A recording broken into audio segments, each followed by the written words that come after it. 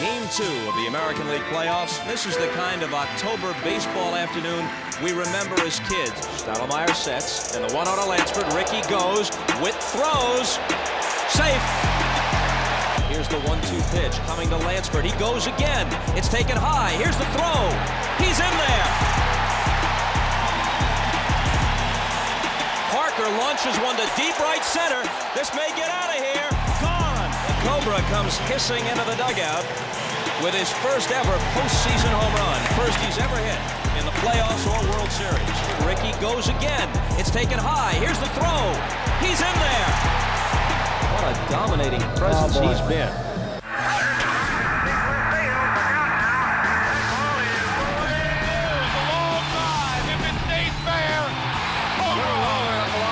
Behind the bag, it gets through Buckner. Here comes Knight and the deep left center. She is gone. Throws to first in time. Ball game over. World Series over.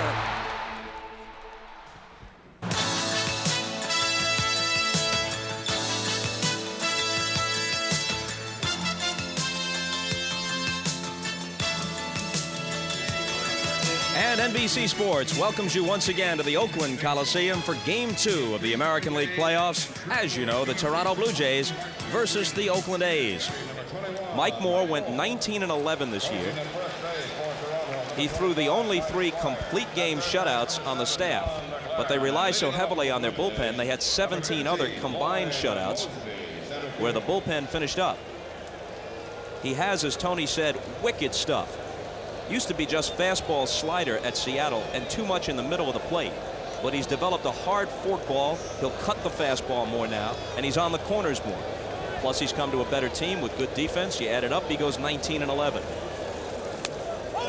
Well, just getting half-year starts in the Oakland Coliseum and not half-year starts in the Seattle Kingdome with the artificial surface and those short dimensions makes a big difference. But Dave Duncan has refined his stuff. He's more of a pitcher than a thrower now. A ball and a strike to Mosby. What are the Blue Jays up against here? In addition to the seeming mismatch with the starting pitchers, the A's are 54-27 at home, and they have the best day baseball record in the major leagues. They're 48-18 in sunshine. 1-2. There's the forkball, and again, like Dave Stewart, he can adjust the width of the spread of the fingers to make it do different things.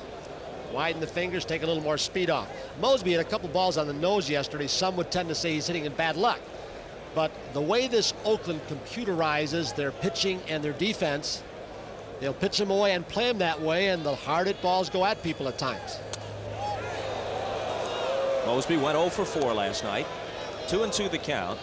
The plate ump is Dan Morrison, working his first ever playoff series. Dale Ford at first, Darrell Cousins at second, Rick Reed at third, right field line Dave Phillips, left field line Steve Palermo. Hasse with the sign, Moore with the pitch. Wrapped down to first, McGuire will do it himself. We talked about the lineup and the offensive changes, and of course you don't get that quick home run from Canseco, so you get a little more of a speed game defensively and offensively with Rickey, Dave Henderson, and Stan Javier in right. Weiss playing short today. Gallego played yesterday. Hasse, a fastball hitter with a fastball pitcher in Stottlemyre. He's behind the plate catching more. Mookie 1 for 3 with a walk last night. Those numbers are Toronto only in the season's last 2 months after the deal that brought him over from the Mets. Squibber right at Lansford, who was in close. Lansford led American League third baseman in fielding percentage in both 87 and 88, but his error total went up a bit this year. It is fun to watch him and how he has improved defensively. We mentioned it last night, but when you look at his get-ready stance and the way he plays, the style is Clete Boyer all over again. He's down low. He plays a shallow third base more often than not, unlike Brooks Robinson or Craig Nettles. He dares you to hit the ball by him on many occasions. This man's slump continues. That's Boyer. Down low to McGriff. whose season opened with a bang and closed with a whimper. He was the American League Player of the Month for April, hitting .315 with 7 home runs. That sent him on his way to the home run title. But in September, he hit around 150 for the month, and he hasn't hit a home run now in exactly a month. His last one came on September the 4th.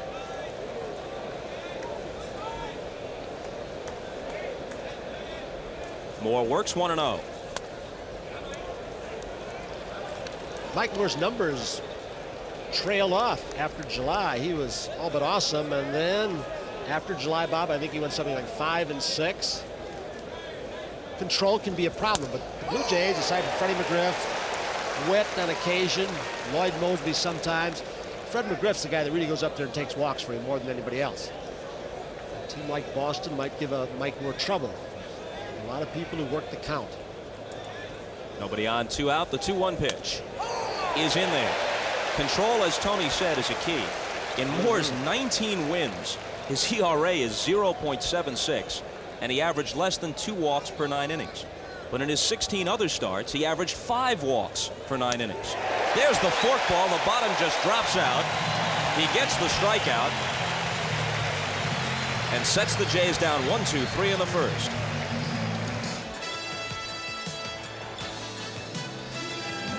Not a very nice 45th birthday present for Tony La Russa when his big gun can't go. So with Canseco on the bench, it's Henderson and Lansford, same 2 at the top, but Parker moves to 3rd. McGuire up from 6th to clean up. Henderson stays 5th.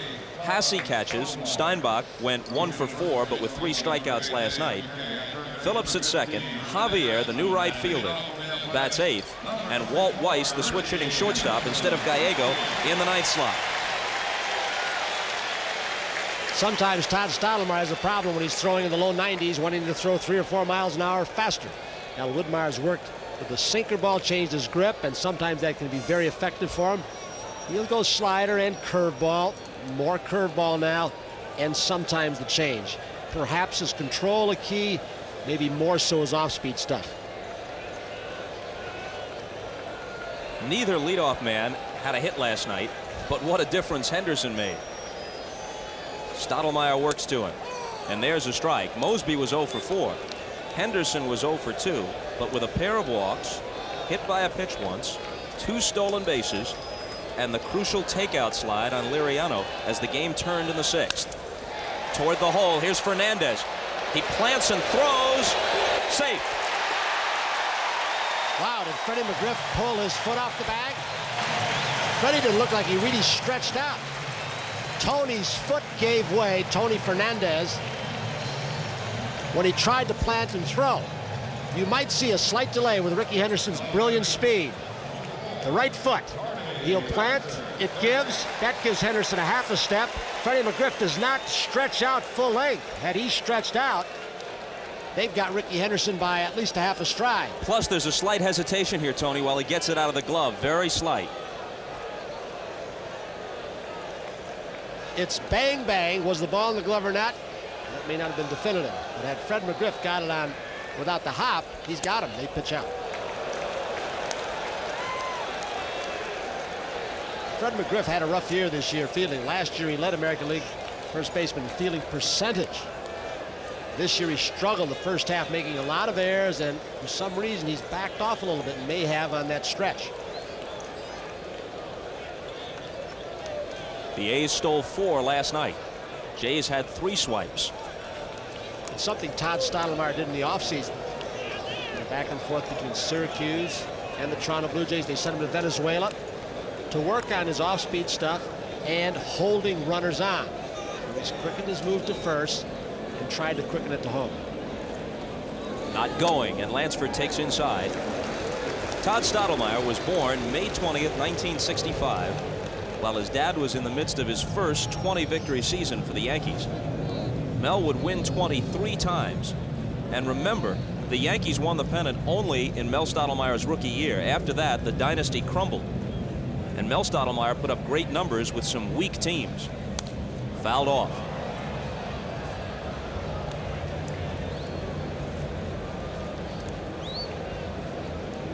What an outstanding number 2 hitter. You start thinking of Lou Brox and Ted Sizemore and Maury Wills, with Junior Gilliam, and every time there's an outstanding base stealer, you've got to have a guy with good bat control who will take pitches, give you time to run, and Lansford can do that. Here's a guy who not only does that, but almost wins the batting title. Lost by 3 points to Kirby Puckett, who became the first right-handed hitter to win it in the American League since Lansford did it in '81 in the strike season for the Red Sox. 2-1 pitch, the runner going, line drive, Fernandez has it, and hello Rickey, double play. And Tony wisely doesn't waste a throw. He just tags him instead of throwing it across the diamond. In that case, it kind of fell into his lap, didn't it? Going to cover. If there's a better pair of hands, I guess you'd have to talk Ozzie Smith. A slider in a very, very good spot. And that'll show you what kind of hitter Lansford is. I mean, it's a perfect pitch, but he stayed with it. And Tony going over to cover, so the Blue Jays get a break.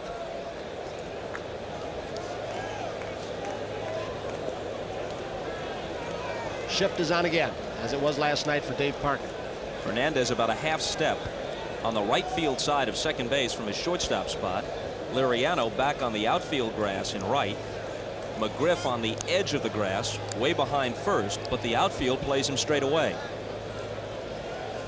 He muscled a pitch to the opposite field for a soft RBI single to left in the fifth last night. That cut their deficit to 3-2. McGuire tied it in the next inning with a leadoff homer.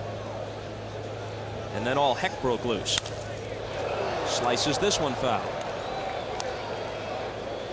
Parker's gaudy portfolio includes an MVP award with the Pirates, 2 National League batting championships, a pair of very productive years for Cincinnati before he came over from the National League last year in the deal that sent Tim Burtsis and Jose Rio to the Reds.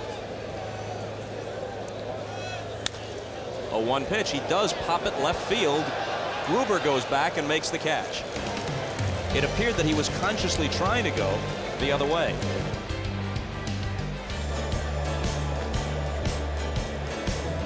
When Todd Stottlemyre came off the mound after that half inning, Al Woodmar, Ernie with the catcher, perhaps to talk about the pitch selection, or when they do change signs with the man on second base. Carney Lansford hit a bullet, and he had a pretty good pitch. Don't know what that means, but maybe to suspect something. Hit a slider that hard up the middle. 1-0 to Bell, who was 1 for 4 last night. Foul back. He also contributed defensively with a hustling play in center on a Mike Gallego bloop. He threw Phillips out trying to score from first when he backed up Mosby, who had slipped and gunned the throw home to Ernie Witt. These scouting reports are compiled by Steve Horn of our staff, and they're a consensus of his discussions with several big league scouts from around the American League. Last night they did try and keep the ball inside on George Bell. This time they go away, and many times the catcher, Hasse in this case, will look at the positioning of George Bell in the batter's box. Early in his career, George Bell was a good off-speed breaking ball hitter when he went more to right center field. George Bell, when they started busting him with fastballs, started pulling the ball more, hit his MVP year. And so he has adjusted from year to year, sometimes from week to week. Hasse will watch the way he moves in the batter's box.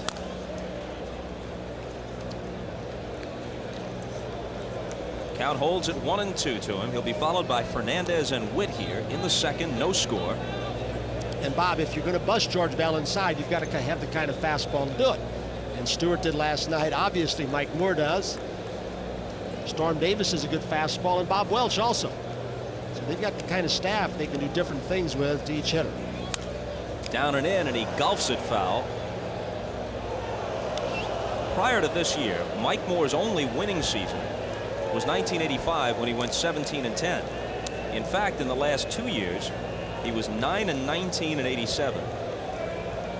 Then 9-15 in '88. There you see what he did in 7 full seasons in Seattle. And the switch here to Oakland, he goes 19-11. 2-2. I don't know if our microphones can pick up Tarzan just beneath us. Or above us. Wasn't Jack London from the Bay Area? We're hearing the call of the wild throughout the ballpark. he came here with a girl named Jane and a monkey, I want an investigation. Still 2-2.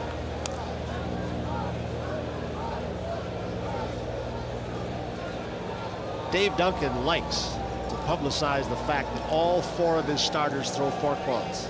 He's very open about it. And they all do.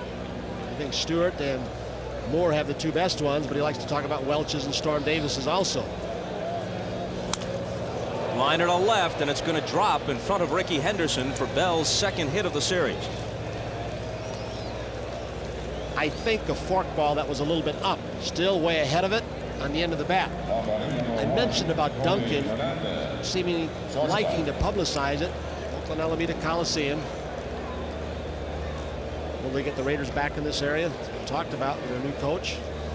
But Duncan likes to throw the thought of the opposition, in the opposition hitter's mind, that his people throw the forkball, which makes their fastball so much better. The forkball is a pitch that can embarrass you, like a great curveball and knuckleball. And as long as the hitter keeps thinking, I've got to make him bring it up, I know it's a pitch I can look bad on. The fastball looks that much quicker. A ball to Fernandez. The downside is it's sometimes difficult to control. And let me repeat what I said right at the end of the top of the first. In his 16 non-winning starts, he averaged 5 walks per 9 innings, and his ERA was over 5. In his 19 wins, he had pinpoint control, scarcely walked anybody, and his ERA was a phenomenal 0.76. Bob, I thought after Ernie Whitt's home run last night that perhaps Ernie Whitt would go back into the 5th slot behind George Bell, put a little more power there. For consistency, over the last 3 to 4 weeks, Fernandez has hit for an average. Ernie Whitt is still trying to struggle out of a slump. And you'd like the pull hitter in this situation. If Bell gets on, pull hitter to get the ball through the right side. It's down low, 3-0. Something else to keep in mind with a runner on base, particularly if somebody gets as far as 3rd against Moore. Only Nolan Ryan threw more wild pitches in the American League this year. Noli uncorked 19. 17 got away from Moore. Ken Howell, the former Dodger, now with the Phillies, led the majors with 21. He walks him on 4 pitches. The homer by Whitt last night was just the 4th for Toronto in their last 14 games. You wonder if some of the offensive problems are because the more pressure the pennant race, the more time Cito had to spend with the media and could not spend with his hitters. Cito Gaston is part-time hitting instructor and full-time manager. And he spends very little time looking at the mechanical deficiencies or the psychology of hitting with his people, pumping them up, because he's got the whole ball of wax now to contend with. The pitching, the defense, and all else. 2 on, nobody out, top half of the 2nd. So far, no score, and a 1-1 pitch coming from Mike Moore to Ernie Whitt. Bouncing ball slowly and foul.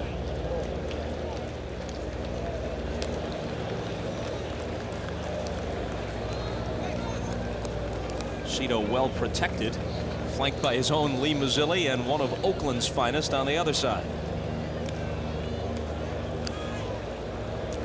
Whitt at 37, catching a day game after a night game. Over in the booth to our right, Johnny Bench, working for CBS Radio, once put it very well. He said a catcher and his body are like an outlaw and his horse. Got to ride that nag till it drops. Struck him out.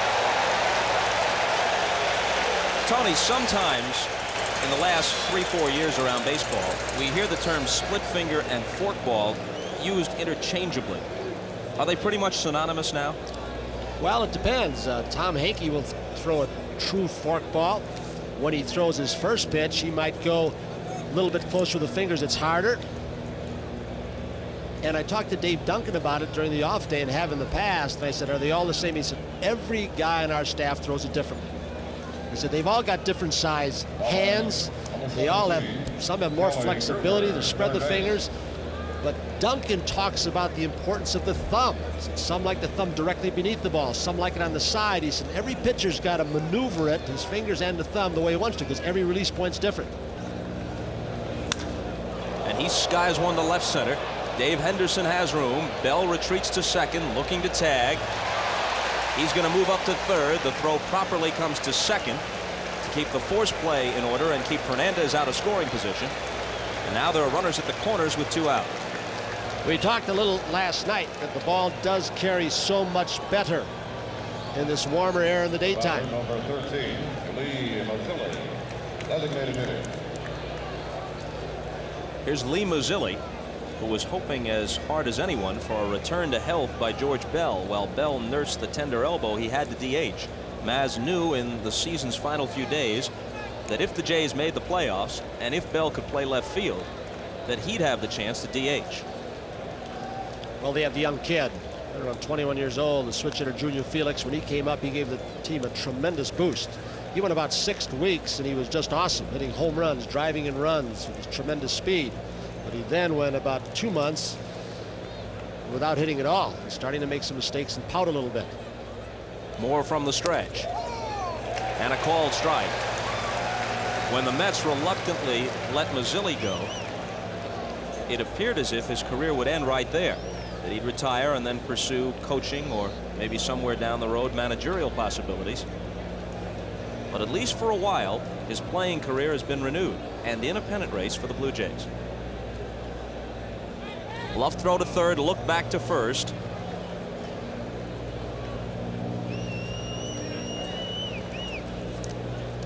It's a play that worked years ago, still works on occasion.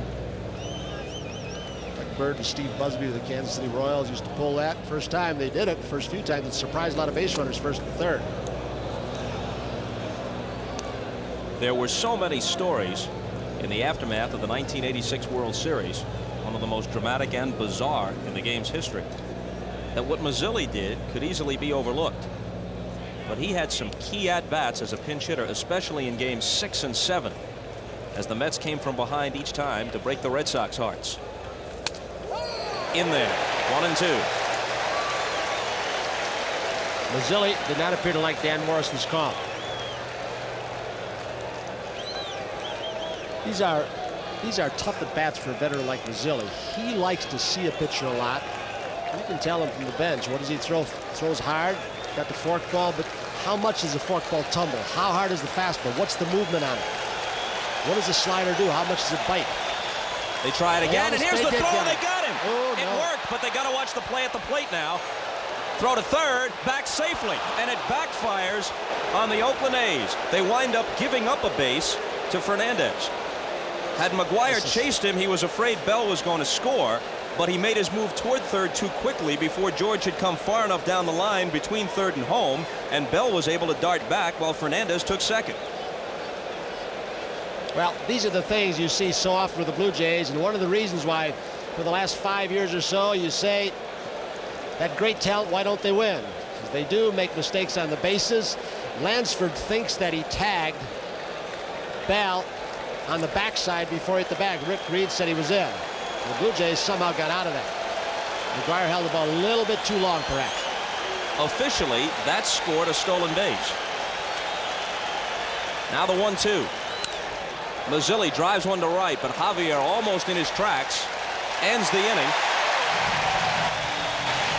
And Moore tiptoes through a minefield unscathed. Mike Moore's best break in that last half inning came when Kelly Gruber missed, really, an 0-1 fastball. He had a pitch he could handle. Sent a fly ball to Henderson in center. Bell tagged and advanced to third, but it might have been a pitch that could have been costly for Mike Moore. And you wonder if that play they tried twice where they finally got Fernandez picked off and he got to second base wasn't because of an old Jimmy Williams play lying around. The Blue Jays have tried an occasion where the runner off first base stumbles. The pitcher steps off if he does, and he throws over, and as soon as he makes his first move, the runner breaks off third and has a chance to score. And maybe that was in the scouting report, to beware of this play. 0-1 pitch to Mark. He rifles one to left for a leadoff hit. So the Blue Jays, as last night in the second inning where they looked like they had a big inning, came up with 2. First and second, nobody out, couldn't advance them except for the sac fly and then the botched play a little bit by McGuire. So they just keep letting the opposition off the hook. First 2 games thus far. Can't do that to good teams especially. You can come back on teams that have poor pitching staffs. But boy, this staff is so deep, 1 through 10. Here's the man making a bid to be a lowercase Mr. October. He's got to go a ways to catch Reggie. And probably the greatest playoff performer of the 80s was George Brett of Kansas City. But Dave Henderson has 5 postseason homers and an LCS and World Series batting average combined, as you see, of .338 in contrast to his regular season mark of .262.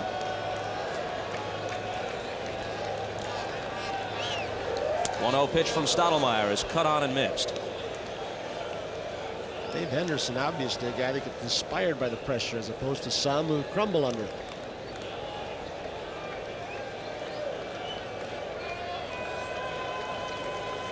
And Tarzan awakes yet again. Fouled off 1 and 2.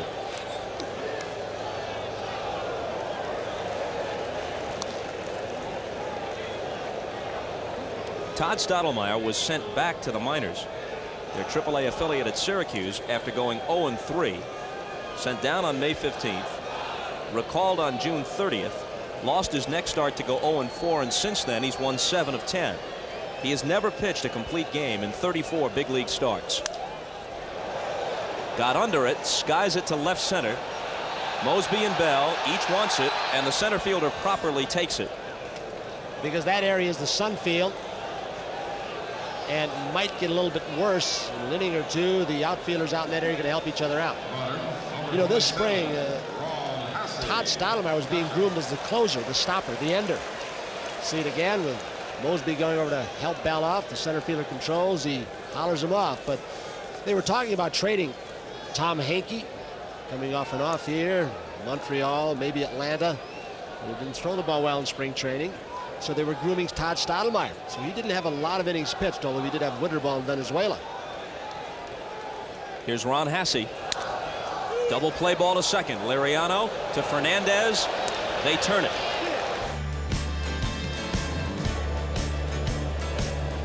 Watch Liriano's throw. 2 very slow runners, McGuire and Hasse, and it all but handcuffs Tony Fernandez. So even on what looked like a routine double play, the Blue Jays had a little glitch in it. Liriano is the leadoff man, taking ball 1 from Moore. Oakland made 129 errors this year, Toronto 127. Baltimore led the majors with the fewest errors. The Orioles kicked only 87. So you can place those stats in some kind of perspective. But error totals alone seldom tell the story of team defense. Here's the 1-0 pitch down low. What you have to consider is all the cutoff men missed, the double play no longer in order, the extra base given up needlessly, the balls that fall in the gaps for hits and aren't charged as errors, and the double plays not turned. Those are all factors when you talk about Toronto and how the defense sometimes puts an unnecessary burden on the pitching staff. It's interesting too that Cito now has insisted upon better defensive alignment because of the spacious sky dome you'll see a couple of days from now. Moore has it, and on the comebacker, Liriano is retired. You know, there were times where some of the Blue Jays players defensively were so stubborn that they wouldn't move even when told to. And Cito said, when my guy John McLaren tells you to move, you move.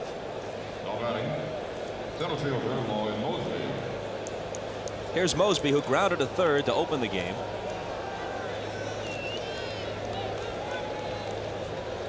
Only 2 years ago, the man they call Shaker had 26 homers and 96 RBIs, and he won't be 30 until later this month.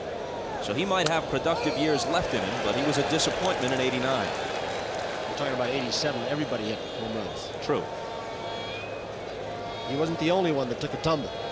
Dawson had 49 to lead the National League. McGuire had 49 as a rookie here for Oakland. Bell hit 47, winning the MVP. 1-1.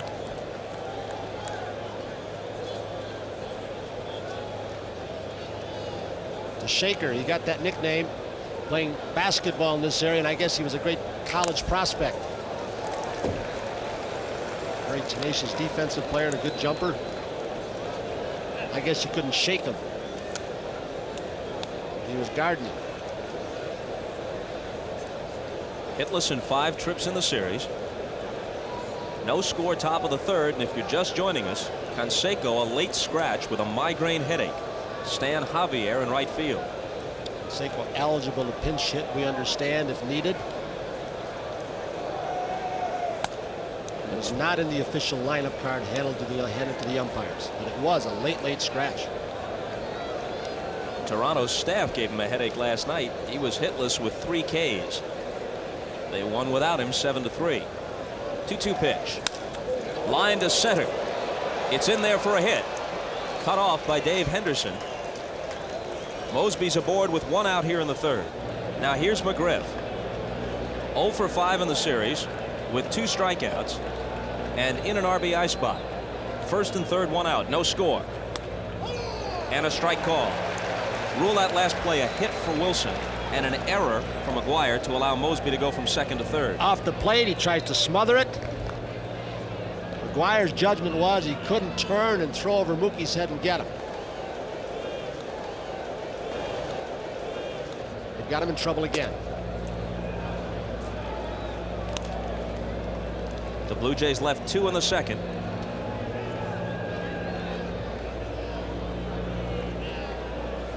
Two on with 1 out here in the 3rd. Tomorrow's an off day. Game 3, Friday night at the Sky Dome in Toronto. The Blue Jays left 2 in the 2nd.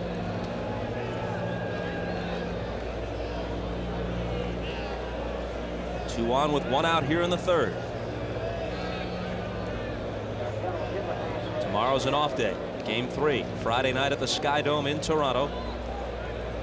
Jimmy Key against Storm Davis. Then Game 4, Saturday afternoon. Bob Welch, with plenty of postseason experience between the Dodgers and the A's, goes against Mike Flanagan, who's also pitched under pressure for many years with the Baltimore Orioles, former Cy Young Award winner. The 1-1 pitch. Mookie goes. Bouncing ball. It's going to get a run home. They stay out of the double play because the runner was going. And Mosby crosses with the game's first run. We talked about that last night. Cito Gaston has figured this out with Freddie McGriff slumping, taking a lot of base on balls. An important game over the weekend against Baltimore. He started Mookie with McGriff up, a power hitter, a slugger who strikes out a lot and takes a lot of pitches. So Cito Gaston forcing McGriff to swing the bat. And McGriff cut his swing down and put it in play. It is unusual, La Russa is saying, but it was in the scouting report, and it's because of McGriff's slump.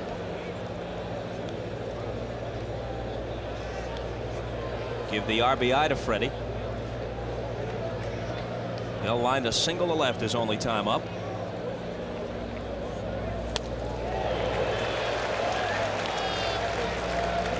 More often than not, even when men in scoring position, as there is now for the Blue Jays, George Bell will look at a pitch. Yogi Berra used to do that, and then on occasion, as Bell just did, he thought, well, I'll maybe jump on a fastball, and he threw him a slider.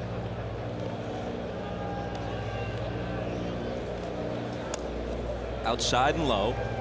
George Bell, one of 5 Dominicans on the present roster, plus their farm system, is dotted with players from the Dominican Republic. Bell, Fernandez, Manny Lee, Nelson Liriano, and Jose Nunez with them during the regular season and playoff ineligible, all from the Dominican Republic. Opposite way, but McGuire backpedals and makes the catch. Blue Jays break through with a run here in the 3rd. We'll be right back. So the blimp decided to stay over for an extra day. Where do they headquarter those blimps? Well, this one's from Carson City, right? I don't know. You've got the card there. I don't have a card. I'm just making it up as I go along. I was looking to you for insight, and as usual, came up empty. There's a strike to Phillips. So here it is. It's the Goodyear Blimp Columbia. From Carson. From Carson, California. The pilot is John Creighton, and he lives in Redondo Beach. So send your cards and letters there. Bottom of the 3rd. Kelly Gruber in tight this time for Tony Phillips. Beat out a bunt. In fact, Phillips and Gallego, if you missed the game, now it goes to 2 strikes. He backpedals. They're on base 5 of 8 times with 3 runs scored. That from the bottom of the order. They set up a few things. As Phillips played defensively, made an exceptional play on Nelson Liriano. Inside 1-2. There's another Stottlemyre sibling. Mel Jr. is in the Kansas City organization. He's a reliever who worked at all 3 minor league levels, A through AAA, this year. and actually did pretty well in the second half of the season. Ground ball foul. At Memphis, the Royals AA affiliate, he was 3-0 with 6 saves, ERA of 1.5. Then they moved him up to their AAA team, speaking of Mel Jr. now, and he went 1-1 with an ERA of 2.35. So it's very likely that there will be 2 Stottlemyres in the major leagues before long. Fastball high, 2-2. Bob Mel Jr. started in the Houston organization and twice within a year and a half had rotator cuff problems, had to have the surgery, so he's bouncing back as the reliever, as you said. Al Widmar really focuses on a couple of things. One is to try and soften the front leg. He has that recoil with that stiff front leg, which is a little bit harder on the arm. There's a little slider that all but backed up in a bad spot, and he got away with it because he throws it so hard. And also Widmar focuses on balance. And as soon as he starts flying all over the pitcher's mound, Widmar knows he's starting to overthrow.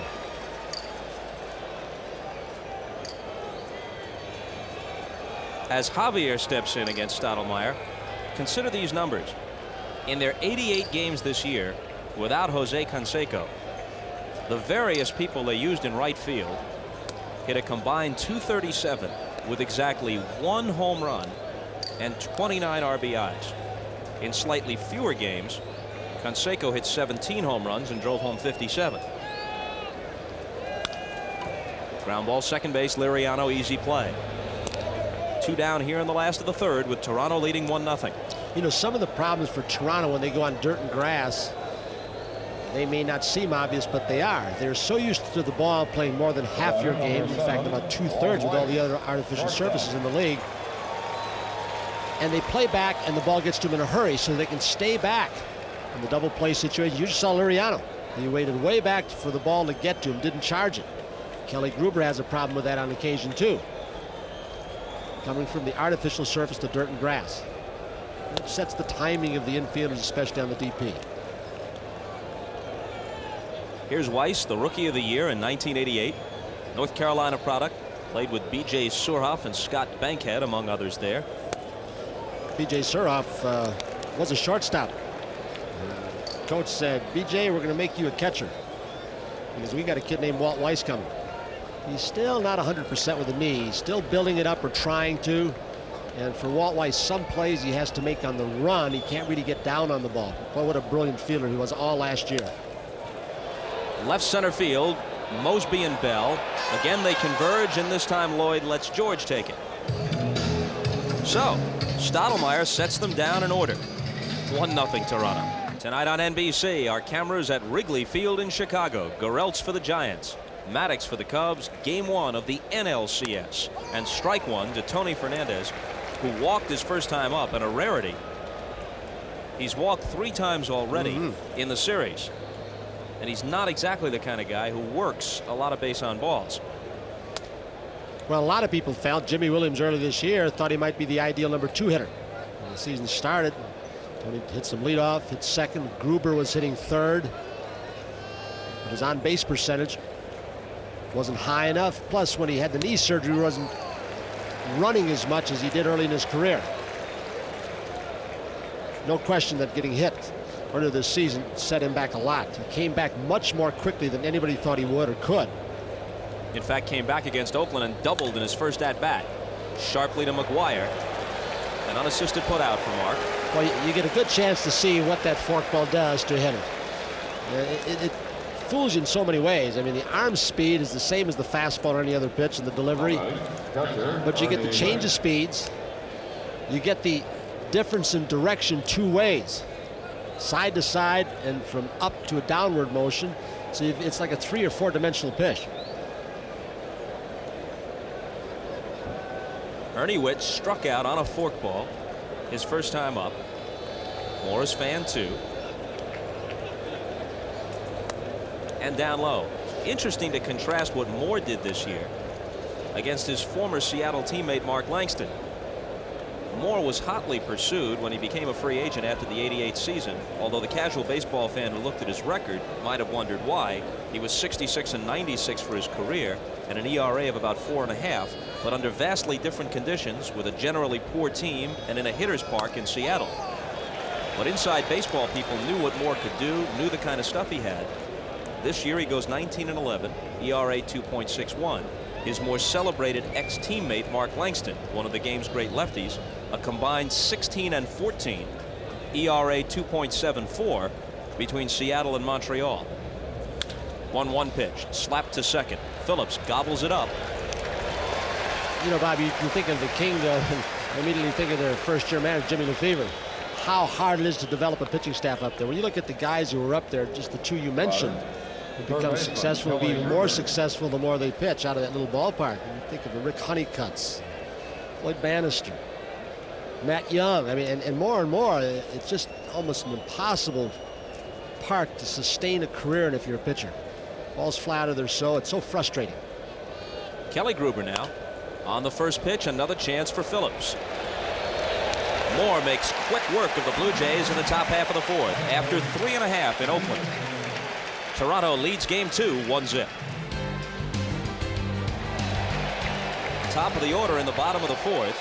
Todd Stottlemyre nursing a 1-0 lead, trying to get the Blue Jays even. Henderson beat out a ground ball to deep short in the last of the first, but then was running as Lansford lined to short into a double play. Big breaking ball is up high. Blue Jays are playing Rickey Henderson shallow at third and first, but Rickey doesn't bunt a whole lot.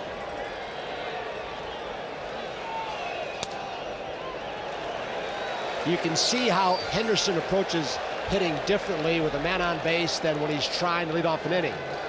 Much deeper crouch of Stottlemyre, of high fastball power pitcher. So he's in a deeper crouch so that the umpire will call the high pitch a ball. And Todd falls behind 3-0. For Rickey Henderson, who's had a career that's building toward Hall of Fame credentials if he's not there already, this is his first true postseason experience.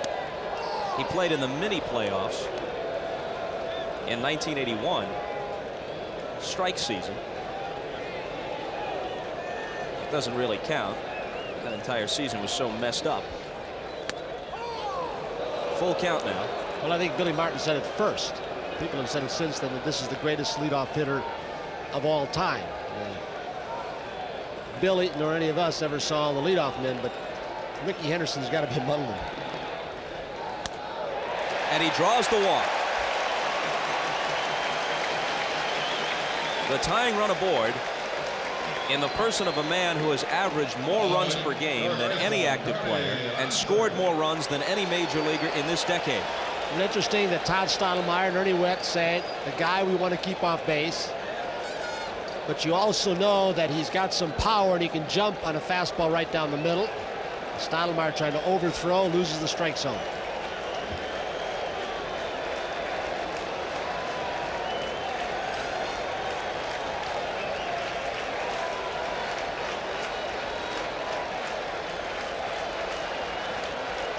Stottlemyre works to Lansford, down and away. At various times in his career, Carney has flashed good power.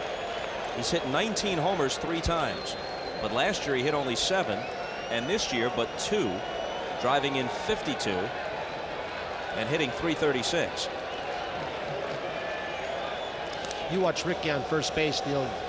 He doesn't just have just one way of stealing. You'll see he'll try and time the rhythm of the pitcher in case the pitcher gets in a habit of looking once and going home, looking once and going home.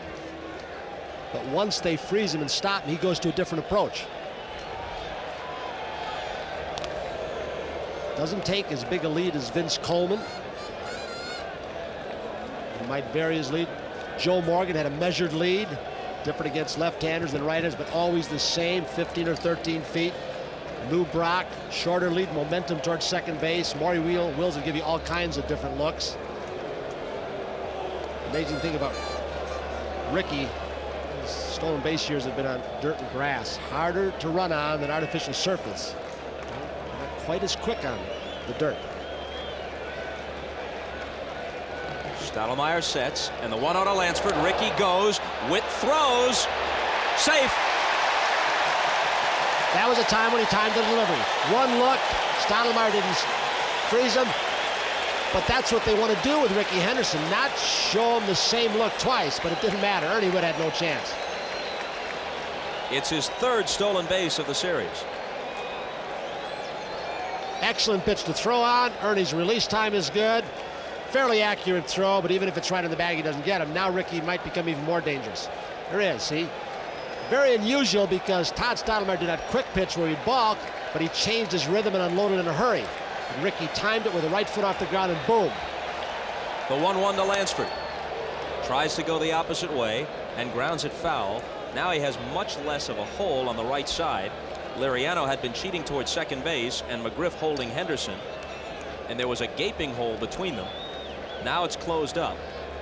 And because Carney Lansford hits the ball all over, if both middle infielders cheat for Rickey, he's got holes on both sides. So last night, remember, they moved Liriano closer to Fred McGriff, so he can't hold Rickey Henderson on. And with 2 strikes, I don't think he's going, but we'll see. Tony thought he was. Was the daylight play. Pitcher sees daylight between Fernandez and the runner. He goes. Then they've got the time play. Most clubs do that. What Fernandez will do also is when he decoys from behind the runner, he'll signal to a pitcher. He's going for third. He sure is. But Lansford, with 2 strikes on him, has to swing at it and fouls it off. And a lot of hitters don't like it when you got 2 strikes. I know some hitters will say, just plant yourself, stay still, don't distract me. But when you got a bat control guy like Lansford, I'm sure he and Rickey Henderson have talked it over. Rickey said, do you mind? And Lansford said, no, go ahead if you want to. You create a hole for me while they're covering.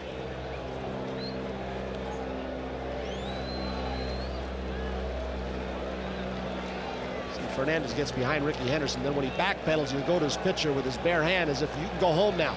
I'm backing you into my normal position. A's trail 1-0, bottom of the 4th. Here's the 1-2 pitch coming to Lansford. He goes again. It's taken high. Here's the throw. He's in there.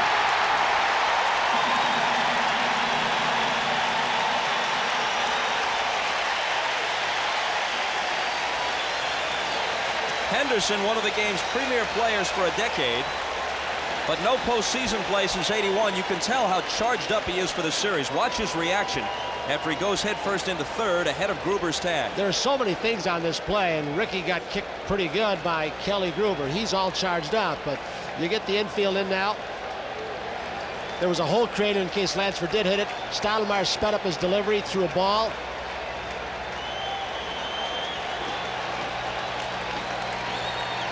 The infield comes in halfway, and Lansford lines it over them for a hit, and the game is knotted at 1. It was Rickey's slide yesterday. Today, 2 stolen bases. What Stottlemyre would like to have gotten with his high heat is a strikeout or a pop-up. But Lansford bats control's too good, and he really hasn't been able to keep the ball down to get a ground ball. He throws it up. Somebody figured out that they thought Rickey Henderson was worth 1 run per game. Not just since he came to the Oakland Athletics, but over his career. Name me another player you can say that about. I guess maybe Boggs, although Boggs won't steal your base, hit a lot of doubles. Parker. Well, he inside-outed 2 pitches in his first at-bat. Wound up popping to the only man on the left side of the infield with the switch on, Kelly Gruber. And this time he fouls one in the left field direction. I don't think he tried to inside out it. I think Todd Stottlemyre's fastball is so good, Dave Parker can flare it maybe, but maybe not get the barrel of the bat out, unless it's a mediocre fastball. Another base stealer on.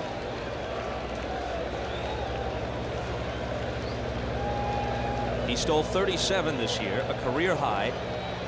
Lansford's rookie year was 78, and he first played in the playoffs the next year for the Angels in the 79 LCS against the Orioles. Bluffs the go, and Parker pops it back foul. We mentioned yesterday the extremely high total of double plays that the Oakland Athletics hit into. The lineup yesterday had hit 131. It's different today. One of the principal violators of that has been Dave Parker. Hits the ball hard, hits a lot of balls on the ground, doesn't run well. And that's why Tony La Russa, though, does know. He doesn't walk much. He will put the ball in play. He may be going. Nope. Pitch out.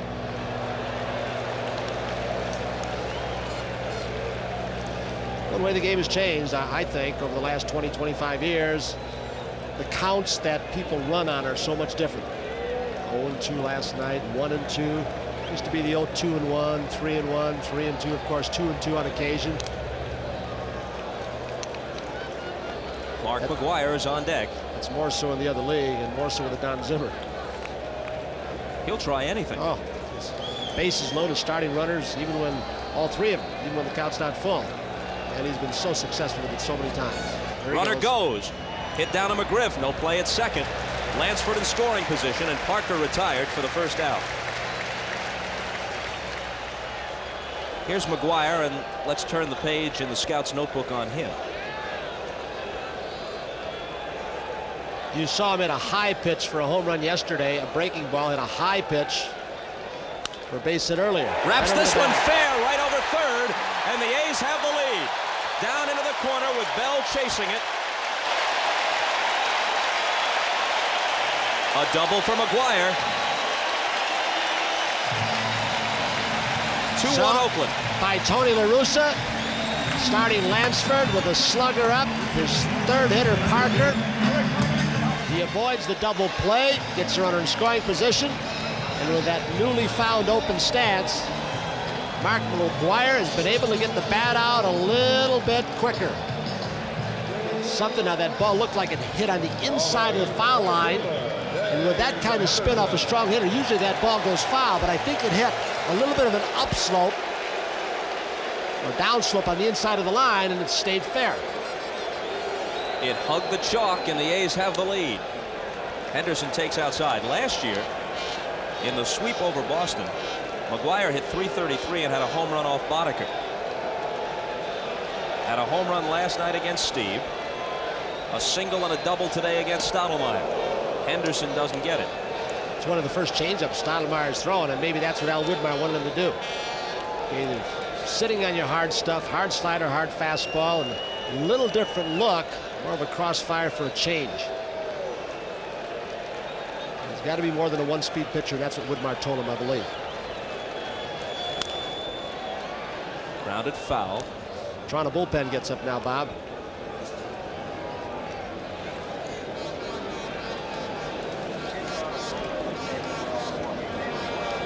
They've got a left-hander up. David Wells getting ready. Who ordinarily for David Wells, he is a late game pitcher.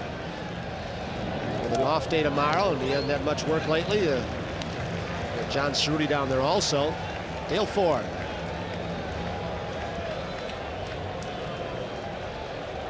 Two balls and two strikes. McGwire at second. 2 runs home and 1 out in the last of the fourth. 2-1 Oakland.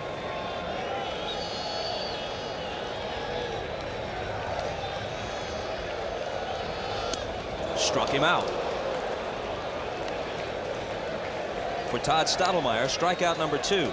So with Henderson, we saw a couple of different pitches. The changeup, and then the with the seams, a little bit of a sinker. Stottlemyre didn't have a start against the A's this year. Last year as a rookie, he started 3 games against them and was pummeled. He allowed 15 runs in 13 innings against Oakland hitters. So that's a daunting history that he brings into this game, a must-win for his teammates. Tough to throw fastballs by a guy like this, and you can see what happens. So he's a fastball hitter. Let's start him off with a breaking ball. You don't throw it for a strike, which has been Stottlemyre's problem in his young career thus far. That's an even more attractive pitch to hit. Let's see if he goes change now. He did.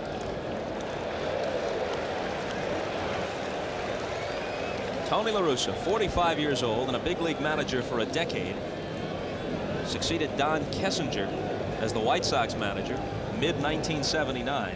Took them to the AL West title in '83. Big cut, and he doesn't catch up with it. They've been the biggest mistake the owners of the White Sox ever made, and I think they may admit it. He's a Raleigh Heman guy, Tony La Russa, and Heman, who helped build that Orioles club now and got him into the last weekend. Considering the way the White Sox were headed and where La Russa wound up, he wasn't fired, he was pardoned. Called strike, 2-2. La Russa's tenure,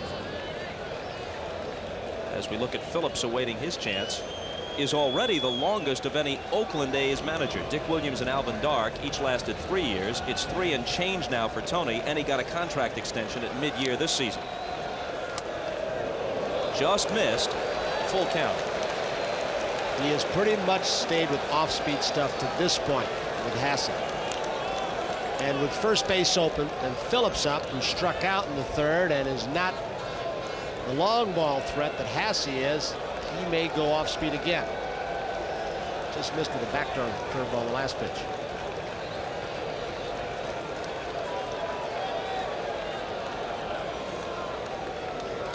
Hasse was always. Go ahead, Tony. I was going to say that was a decoy by Witt. He put down the signs and then wanted Stottlemyre to back off. And Hasse stepped out because they may think, Ernie might have thought, the veteran catcher, that they finally picked up the series of signs, second base, and were relating either the pitch or the location. And Ernie Witt went out and they changed it. And he just verbalized this sign. No matter what he puts down, I'll guarantee you, he and Todd Stottlemyre have arranged it. But it's tougher on the infielders to move it if you do that. And a 2-out walk to Hasse, which gives Phillips a chance here with runners at first and second. He wasn't going to let him hit a fastball, was he?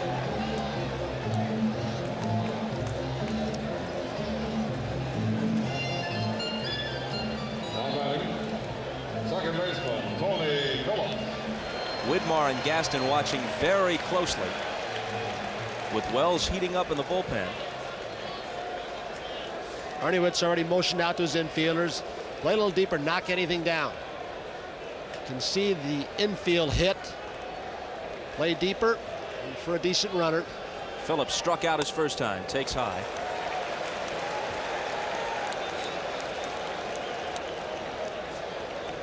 Stottlemyre's just lost the release point in the jargon of the pitching coaches and pitchers. He's a little confused out there now. That's been their problem for about the last month. Witt flashes the sign. Stottlemyre sets, brings it home on 1 and 2. And Phillips drives one into right center field, but Mosby's got a beat on it. The A's score 2, lead 2. Lansford and McGuire each had big hits, but the series' most dynamic player has been Rickey Henderson. Lansford and McGuire each knocked in a run, but Henderson set the tone for the inning, opening with a walk and then promptly stealing second and third.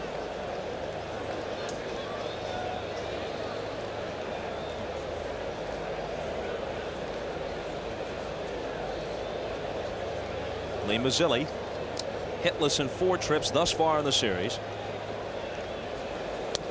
More misses down low as we move to the 5th. Walks always come back to haunt you, don't they? Or usually, but more so when you walk Rickey Henderson leading off an inning. Threw a fastball by him. Moore is 29 years old. Attended Oral Roberts University. 8th year in the major leagues. His 1-1 pitch. You know, I think Dave Duncan has been somewhat surprised at how tough Mike Moore is. You know, he said he goes after hitters, and that's a common baseball expression.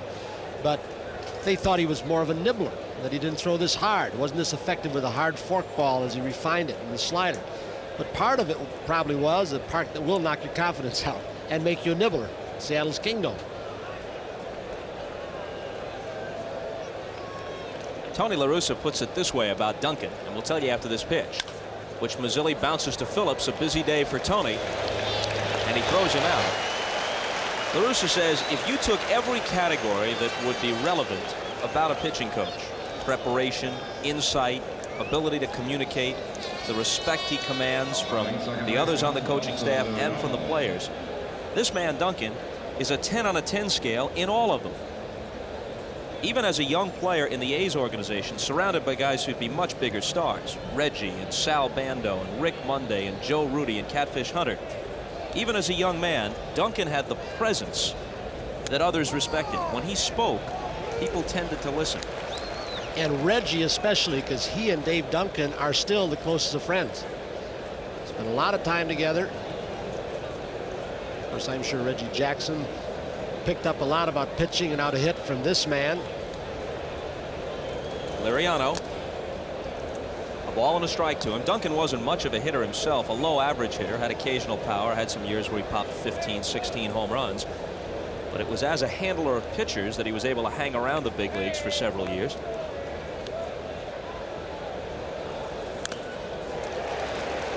Boy, Hassey's had a tough inning. First foul tip, and you made will him especially uncomfortable, and that one took a bite out of him too. You will with that split-fingered fastball because the hitters swing over the top of it so much. Just top it, hits the dirt, and comes back up under your glove or chest protector.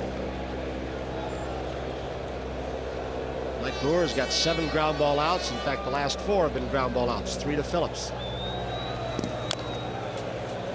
Bounces that one foul. Moore has struck out 2. He's walked 1. La Russa made an interesting point about his pitching staff. He said they all benefit from the diffusion of pressure. That's La Russa's term. Sure, Stewart is the ace, 3-time 20-game winner, but none of them has to feel as if they must be the stopper. You got a little piece of it and another piece of Ron Hassey. Does that sound like Charlie Finley's old Oakland A's with Vita Blue and Catfish? Kenny Holtzman, fingers in the bullpen. Blue Moon Odom came along then. It was an outstanding pitcher. Then Mike Norris was added a little bit later on. They diffused the pressure also because that was an outstanding staff. Well, the A's had a chance, an outside chance, to have 4 20-game winners this year. Stewart was the only one who got there. He won 21, but Moore and Storm Davis each won 19, and Bob Welch had 17. And for obvious reasons, Mike Moore didn't pick up his 20th or get a shot at it the last Sunday because they clinched in the playoffs coming up. Bob Welch has been a much more effective pitcher in the Coliseum here than on the road because Moore's had such a dominant season. Welch pitches on the road. There's Bob. Oh, and Jim Corsi, who's not eligible, they're keeping him around just in case somebody might get hurt. Something to keep in mind because the A's clinched early, and then Welch, in La Russa's mind and in Duncan's judgment, wasn't able to pitch game 2, holding him back till Saturday. Only Stewart of the 4 starters for the A's is going on his normal rest. The others have 6 days between starts. So the kind of work program, as Liriano draws a walk with 1 out here, the kind of work program that Duncan supervises is very important so these guys don't get out of their groove with the extended rest between outings. Well, there's an appropriate story. He pitched out of trouble early. After the hard slide by Rickey, a double play that wasn't turned, and meant a lot in this ball game. That ball game was Rickey as today. Mosby grounded out and singled, 1 for 6 in the series. Liriano held by McGuire. 2-1 A's, top of the 5th, 1 out. Hassey looking into Duncan and La Russa. You know, it's a slumping Blue Jays team, and sometimes Duncan will give the pitch out sign. Sometimes La Russa, he had him leaning. They know Cito Gaston almost forced with the lack of offense recently, and that's in Ron Schuler's scouting report. Hassey peering in again. Tony thought they had him, and they nearly did. They won't only call pitch outs. I'm sure you'll see a lot of those shots in Wrigley Field tonight with Craig and Don Zimmer. They'll call when to step off the rubber to see if they can read the base runner, when they should throw over.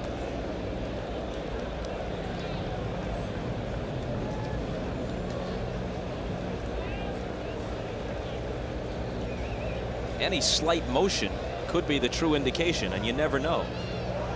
Remember all those years Roger Craig was Sparky Anderson's pitching coach in Detroit, and nobody could ever break the code. Moore works to Mosby, and it's outside, and they were flashing all kinds of complicated signs, and finally when Roger left Detroit, he revealed that the simple sign for the pitch out was whether or not he had his hand on an old length of pipe that was hanging in the runway. He'd reach up and grab the pipe, pitch out. If he didn't have his hand there, nothing on. Meanwhile, signs are being flashed like crazy, and all the geniuses in the other dugout were trying to decode it.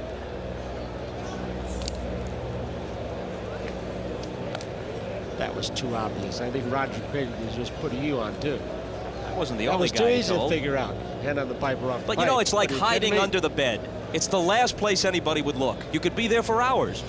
He hooked you just like a big bass. You fell for that one. McGuire fields it in foul ground.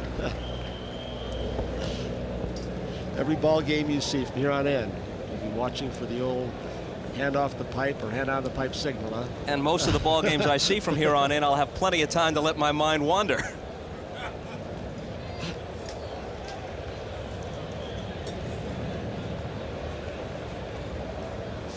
Toronto looking for something to pick them up after last night with a lead behind Dave Stieb.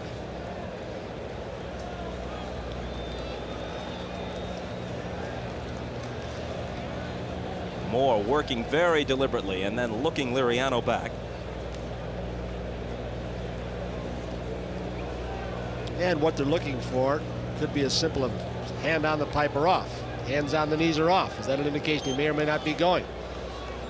That's an oversimplification. For years, players have done that. Another thing players do, and it's so common, they get the steal sign and they will look at second base as if it moved. And that is one of the most common ones. Get the steal, look at second base. Where am I heading? Hadn't moved for years. 1-2 now to Mosby. Talking about the depth of this Oakland staff and the chance of having 4 20-game winners. The Orioles did it, of course, in '71 with Palmer, McNally, Cuellar, and Pat Dobson. But there hasn't been a staff with even as many as 2 20-game winners in the same year since the Cardinals of '85 with Tudor and Andujar, and hasn't been one in this league since the White Sox of '83, Tony La Russa's team, with Lamar Hoyt, the Cy Young Award winner, and Richard Dotson. Greater reliance on the bullpens cuts down the number of decisions for starting pitchers, so it lessens the possibilities. This bat's getting some moss on it, isn't it? It's getting old, aging.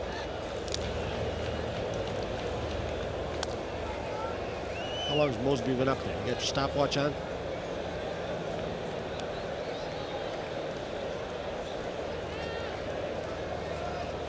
The pace of this at bat lulls the crowd even further, and just like last night, there's not a playoff atmosphere here. People are hardly at the edges of their seats. When Rickey stole a couple bases and barreled in the third, there was a lot of excitement after he scored. But it isn't sustained throughout. You don't really feel a playoff atmosphere. For the last 3 or 4 innings last night, but only then. There goes the runner. Good pitch to throw on for Hasse. But Liriano is safe as the throw was high. It was a perfect catcher's pitch, high and outside. But he couldn't catch Liriano. You know, I think Ron Hasse, who has had some knee problems, has a lot of difficulty springing out of the crouch in a hurry. Liriano didn't have a particularly good jump. They had frozen him pretty well. But Hasse is intent on maybe trying to give a low target in case there's a forkball pitch or a slider. And then when the ball was high, for him to really bust out of his crouch in a hurry is tough. Here's the 2-2 pitch. Toward the hole. Phillips dives and smothers it. Throws. Got him. It would have been good enough just to save the run and keep it on the infield. But he wasn't satisfied with that. And for him to make the kind of play he does now and last night off Liriano is something, because he has been forced with injuries to play so many positions. Now Mookie Wilson with a chance to tie it. Liriano at third, but with 2 down. The kind of things that deflate you. Man in scoring position, you say, boy, it might be through. We got a run and something else going. 1-1. And in a way, we're seeing somewhat the opposite of what happens with the Toronto Blue Jays. Some feel that the Toronto pitching staff has to get 30 outs. And that puts a burden on Cito Gaston's pitching staff. Seen in this, by sound fundamental positioning and play, you give a team less than 27 outs with great plays like that. Another chance for Phillips. Has to hurry with Mookie running and gets it.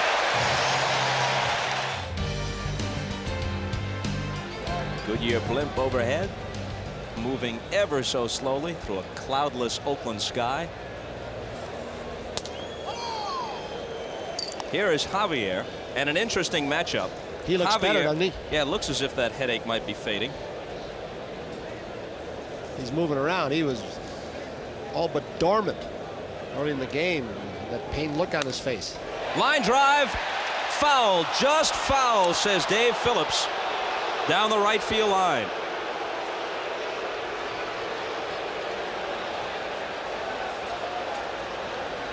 You know, you think about an umpire's situation. They have no time to go sit in the dugout. They're involved, at least potentially, in every play. And in postseason, when you work the lines, left field or right field, you could go an entire game or hundreds of pitches without anything coming your way. But when it does, you can't be napping. You've got to be alert every single second. And you know how tough a call it is in a 4-umpire situation? That ball was out there so fast, by the time the guy turns, it's all but bounced and gone. Davey Phillips right there almost hit him. And Javier takes a seat now,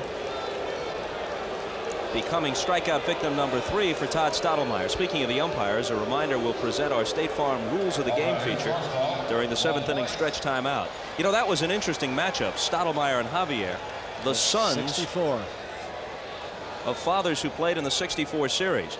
Julian Javier was hurt and only appeared in 1 game for the Cardinals. Dal Maxfield replaced him at second, and Dick Grote played short as the Cards beat the Yanks in 7.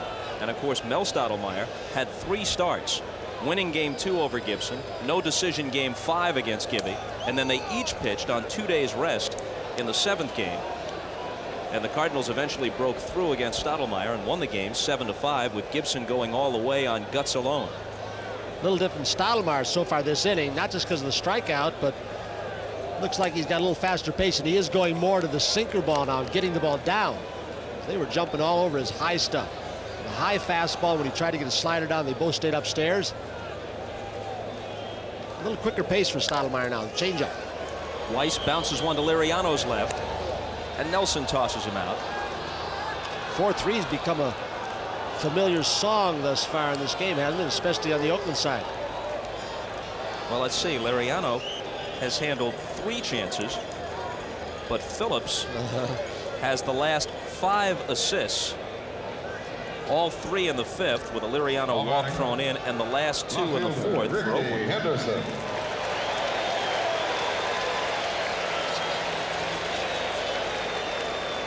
And Phillips has 6 total chances so far in the game.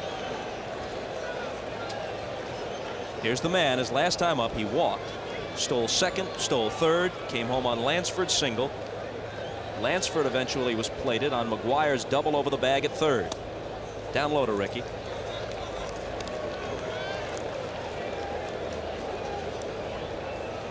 Bottom of the 5th, 2-1 Oakland, trying to take a stranglehold on the series. Through the hole, he's aboard again, all 3 times. He didn't have a hit last night, but he was on 3 times then too. Hit by a pitch once and walked twice. I don't know when I've seen him more charged up. Rickey Henderson, I mean, every time he gets a hit or steals a base, he's very animated. Boy, he clapped his hands after he got that last base hit, just relishing the thought of a couple stolen bases looking him in the face against. Watch his reaction. Stottlemyre started with a breaking ball, got behind.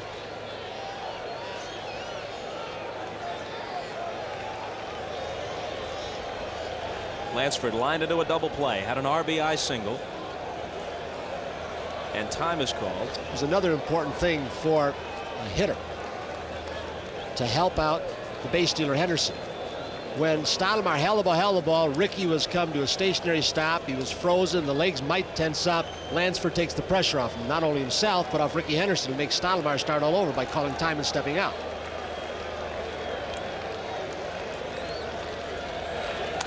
Inside to Lansford. Another factor, if you're wondering about Todd Stottlemyre being perturbed by Henderson. Todd had only 1 balk called on him this year.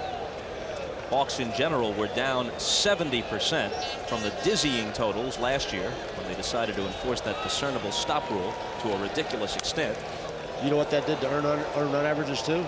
An example, Dave Duncan thinks perhaps his pitching staff was better last year, even though the ERA is so much better this year. Last year, the Oakland staff had 75 balks. Duncan said that 35 runs were directly attributable to that, directly. This year, they've got just 6. And just think what it's done to all ERAs, especially Oakland's. Stewart had a bunch of them last year, didn't he? Oh, yeah.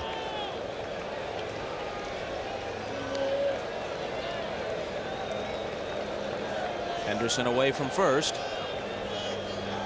Dancing around, taking an antsy lead. Carney again.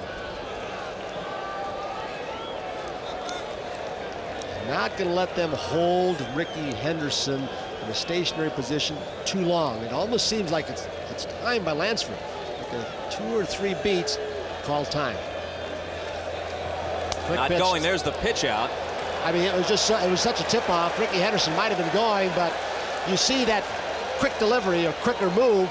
One or two things: a quick move to go to first for a pickoff, or a quick move to unload for a pitch out. And Rickey read the pitch out.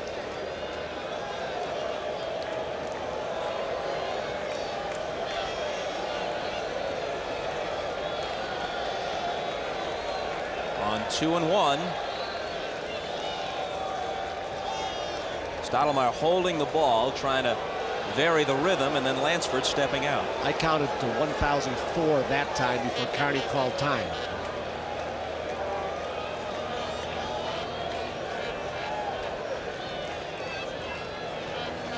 Witt, Steinbach, and Hasse, none of the 3 has been able to cut a runner down. Both teams successful on all their attempts. Lansford stepping out again. He was Wade Boggs' immediate predecessor at third base for the Red Sox. A lot of people didn't think Boggs could hit at the big league level. He didn't break in until he was about 25 years old, and they were thinking about using him at first because Lansford was there. Then after the trade to Oakland, he was able to play third. The runner going. Fernandez has no play at second base and throws on to first and gets the out there to end the inning. A scoreless 5th. It remains 2-1.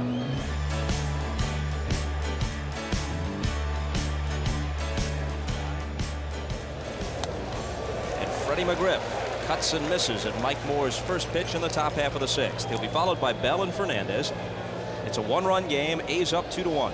Let's see if he flip-flops his pitching pattern again. He's been throwing a lot of fork balls to the left-handed hitters, getting the ground ball to second. He goes with 2 fastballs. So as the word gets around the bench, as the Blue Jays players are watching his pitching style, G. Nelson up. Throws hard, has a great changeup. Go through the lineup a couple times. The pitcher changes on you. Left field, Rickey Henderson shading his eyes. And McGriff still can't bust loose. He's tried about everything. Taking the base on balls, spreading his stance out, moving up a little bit on the plate. Now he appears to be trying to go the opposite way to left field, trying to level his swing out, and he still can't.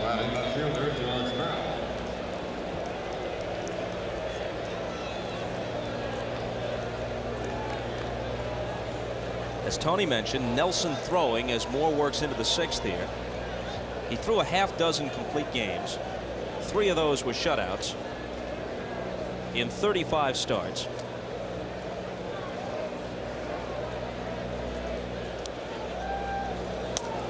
Fastball sails high.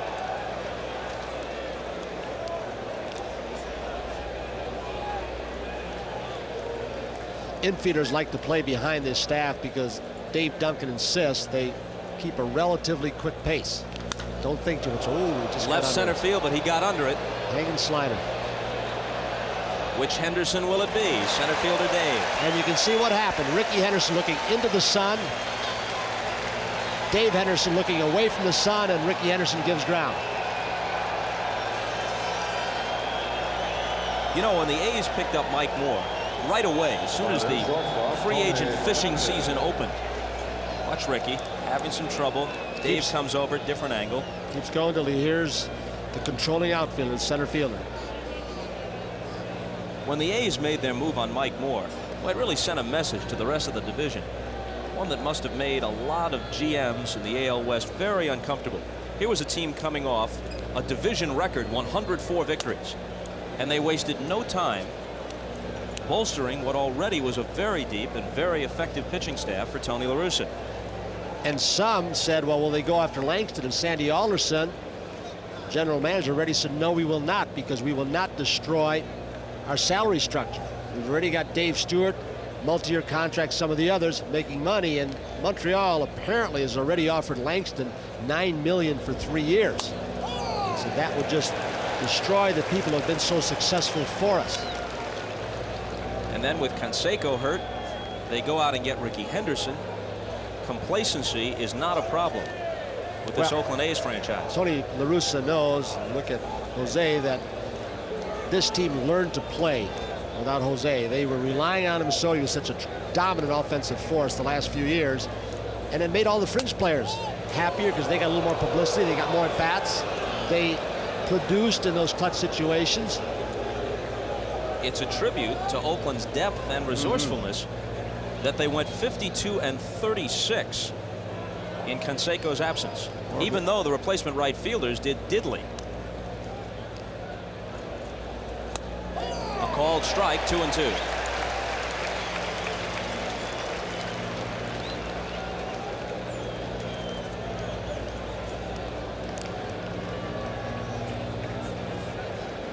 Fernandez has walked and grounded out. Has 1 hit in the series. Sharply to short.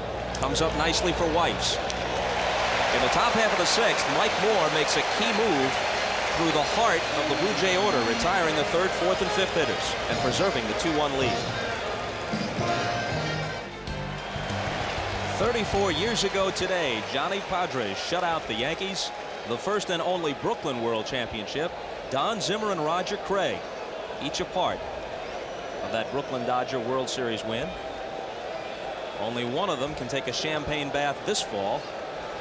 Game 1, the Giants and the Cubs, as Parker launches one to deep right center. This may get out of here. Gone.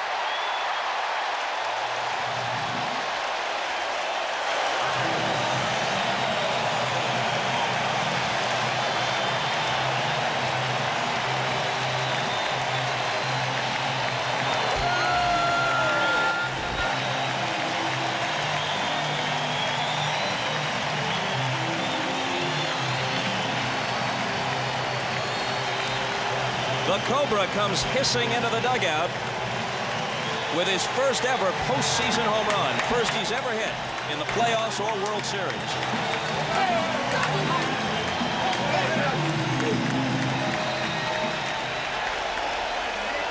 Stoudemire had been pounding Dave Parker inside, and with that little with-the-seam fastball, it tailed right out over the plate into his wheelhouse. Did he admire it? Yes, Shades Dave. of Reggie. It was a thing of beauty, my man. And blowing a big green bubble for good measure as he rounds first. 3-1 Oakland. McGuire has singled and doubled. Down and away. It came close to that. The Cobra's target. A bullet down the left field line, and a 3rd straight hit for McGuire. Might be only a single as Bell plays the carom, and that's what it is. A 330-foot single. That may be it for Todd Stoudemire.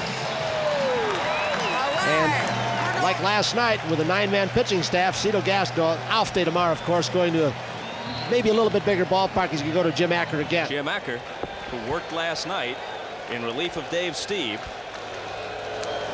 comes on to try and keep it close with the Jays down 3-1 here in the 6th. He pitched 1 2/3, 1 hit, 1 run yesterday, and 1 strikeout. But hitting Rickey Henderson to load the bases, put him in that position to take the hard slide and break up the double play.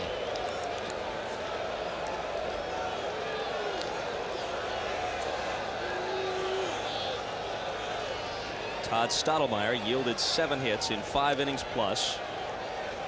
There he is in profile, obscured by several teammates.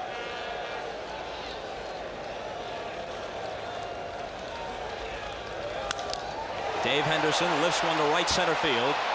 Mosby to the track. It's really carrying, and the ball bounces over the fence for a ground rule double, which means that McGuire has to stop at 3rd. Mosby went after that ball as though he had it all the way, and it wound up actually being closer to Mookie Wilson.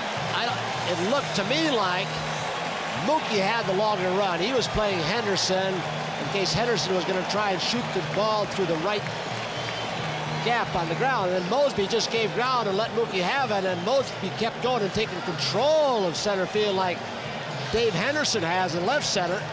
Looked like he might have had that. But you can see how the ball carries. Mosby looks, he sees that Mookie's close, and then he just gives in. Perhaps Mookie called for it. It would have been a tough catch for Lloyd Mosby, but really Mookie looked like he had a longer way to go.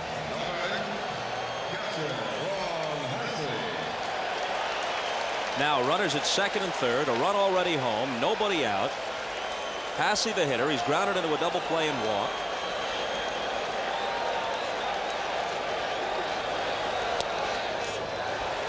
And ball 1 to him. The infield moves in.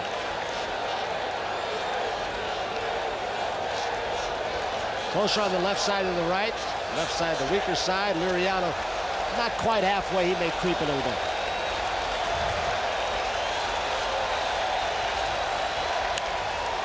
This should get a run home. Mosby into left center field. McGuire tags. So does Dave Henderson.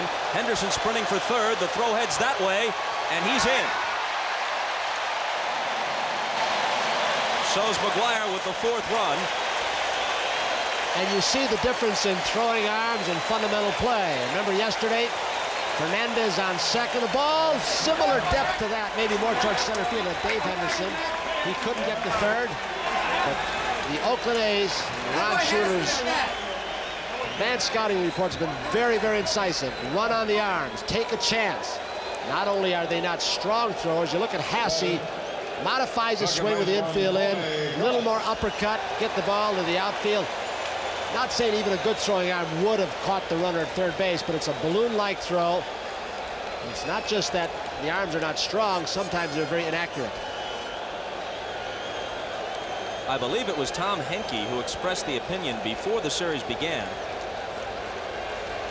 And it's one that people would disagree with, many would anyway. But he felt the Blue Jay bullpen was deeper than Oakland's. Phillips with the infield moving in with 1 out. And they rule that he went around for strike 1. There's Henke, the closer, but he hasn't had a chance yet. Thus far, the middle relievers for the Blue Jays have only added to their difficulties. Unlike Saturday when we saw them clinch against Baltimore when Frank Wills did a superb job of keeping them close. Acker has been ineffective. Ward last night was wild and ineffective. And what Dave Henderson getting to third does, changes the inner defense. Pitch out, nothing on.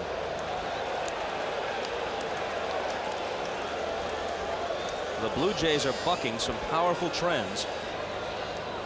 John McLaren, who is going to call the pitch out for Cito Gaston, the former catcher out of Houston. The A's played .667 baseball, winning 2 of every 3 at home this year, and they were 48 and 18 in day games. Base hit over McGriff. Henderson trots home. Phillips comes through. 5-1 Oakland.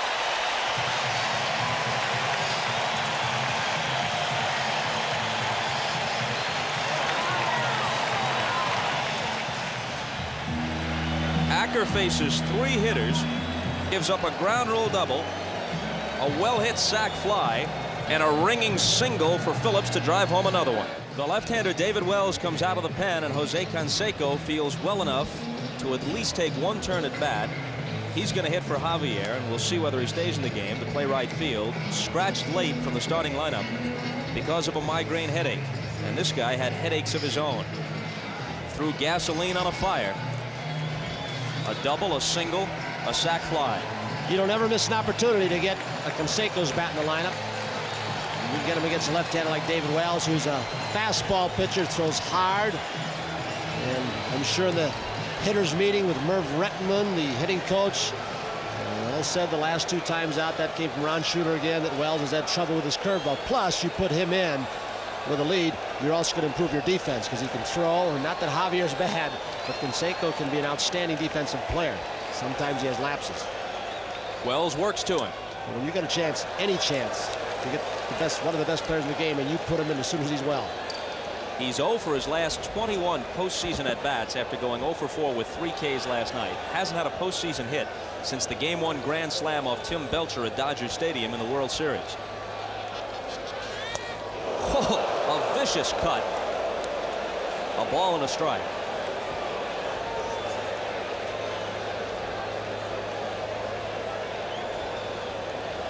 For a big guy who hits the ball so far, he doesn't have a real long swing. Runner goes. And no throw. A great curveball snapped off the table. It looked like Canseco was looking fastball. He did not like the call. But the Oakland Athletics continue to run at will, it appears. For Phillips, his second steal of the series. He had one last night. The quiet man. Unfortunately for him, most of the bats in that dugout have been quieted too. And it extends back to the latter stages of the regular season. It's always hard to come back in an Oakland ball club with their pitching staff. Even harder when you're in a slump, as the Blue Jays are. You got Eckersley to back this all up if needed. Wells 1-2 pitch. Down and in. Witt blocks it, and Phillips holds second. We were talking about hitters meetings a while ago, and I think the late Charlie Lau, when he was the hitting instructor for Tony La Russa with the White Sox, was one of the first that I heard started that almost on a daily basis, keeping very complex cards about what pitchers will throw in certain situations. Tony La Russa has brought that along, and Rettenmund uses it. So they know what the tendencies of a catcher and a pitcher are to throw in a certain situation. Canseco strikes out for the 4th time in 5 at-bats in the series. With him, though, it's usually just a matter of time. Or you better pitch him perfectly, which is not impossible over a short series. Over the long haul, he's going to get anybody. The switch hitter Walt Weiss now turns around to the right side. He's 0 for 2, flied out, grounded out.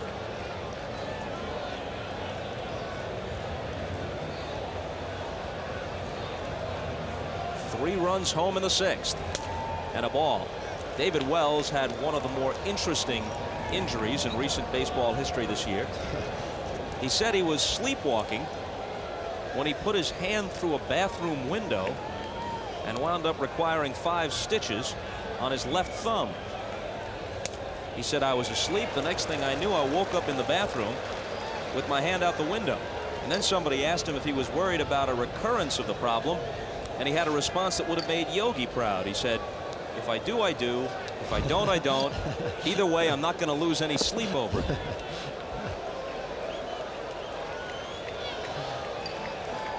The 2-0 pitch. He lays off. Yeah, he should have had that Ed Norton style of sleepwalking. Remember, Ed Norton had radar. When he started sleepwalking, he knew exactly where Ralph Cramden's icebox was. Came downstairs, opened the door, took Ralph and Alice's pizza out, and left. To show you how reputations precede you. Now, David Wells grew up as a kid, a lot of motorcyclers. And it's kind of a well-known story. He said it was fun. He had that instance shortly after that. Mike Flanagan, with his great image, fell down in the bathtub, hurt his eye, and everybody questioned David Wells. They never questioned Mike Flanagan. What happened to him? Similar accidents. John Cerruti now begins to throw. Their 5th starter sent to the pen for this series, as Flanagan will get the nod in Game 4 Saturday. He might have turned out to be their 5th starter, but he was their most consistent starter for about 4 months. And the reason he's down there is because he's had experience out of the bullpen. Mike Flanagan really hasn't. Jimmy Key started as a reliever when he was called up with the Blue Jays a few years ago, and now has been starting. He's one of the aces on the staff. So they wanted 2 left-handers. I'm not sure you need that against the Oakland team with all their right-handed bats. Gaston crossing off another one. Wells, Acker already in this game. 3-2 pitch. It's sharply to Fernandez's left. That'll do it. So sleepwalking David Wells finally gets them out of the 6th, but Cito's got to think of something to do about the somnambulant bats in that Toronto dugout.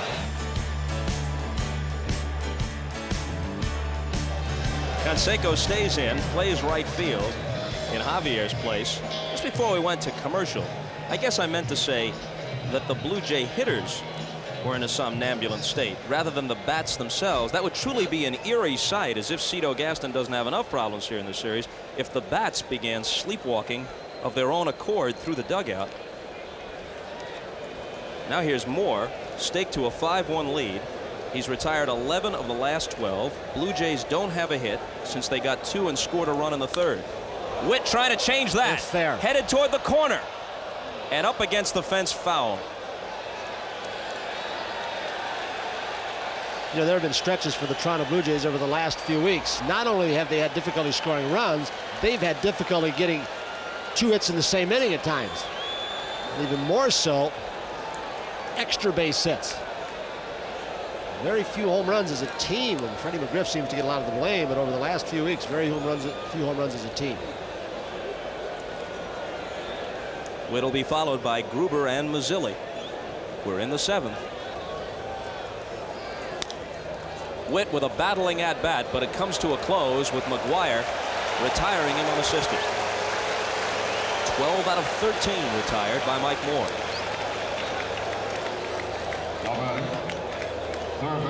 12 ground ball outs. That's what Dave Duncan's got from Mike Moore today. La Russa is still very intense, but he's not quite as volatile as he was early in his managerial career.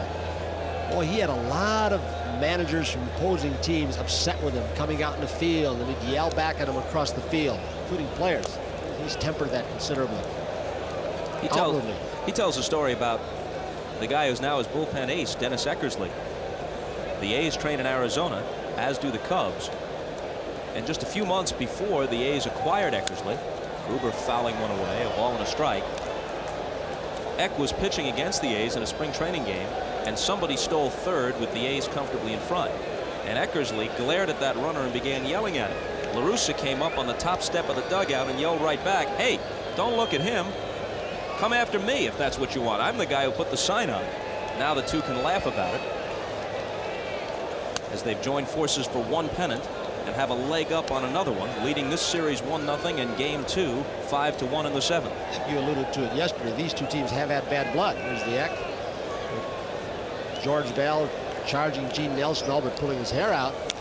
And La Russa has the comeback. He said every time somebody comes close to one of their players, meaning Toronto, they say they're throwing at him. Every time we come, it's just the opposite. And he just feels to Toronto team, the right-handers do not like to be pitched inside. And he says Toronto hits more than anybody in the league. Dave Steve hits quite a few, and that's close to true. But they're not a power pitching staff, and they've got to come inside. 2-2 pitch. Did Gruber go around? Yep.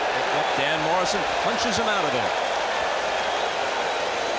Only the 3rd strikeout for Moore, his first since the 2nd inning. During the regular season, he fanned 172 in 242 innings. And because he has not struck out a lot to this point, you'd have a tendency to say he's not dominating the Blue Jays hitters, but he is with that forkball, and there's a slider. He's dominated with great movement on the ball and getting the ground ball outs. Mazzilli 0 for 2 today, 0 for 5 in the series. Swings from the heels and doesn't get it. Thinking sweep. They did it last year to the Red Sox, then ran into the Dodger miracle in the World Series. 4 close games, though, with the Red Sox. As we mentioned last night, and as those of you who follow baseball closely through the year know, this Oakland ballpark probably has more foul territory than any park in the majors. You mentioned Carney Lansford coming close to leading the league without artificial surface. Big ballpark, a lot of foul territory. Another thing is he doesn't have a short field like the Boggs has in Boston, or Mattingly does in Yankee Stadium in right field. And you don't have a short field. A lot of those fly balls all over the park to track down. Rickey Henderson comes in. Walt Weiss goes out, and it's Rickey's play. 3 up, 3 down. He's retired 14 of 15.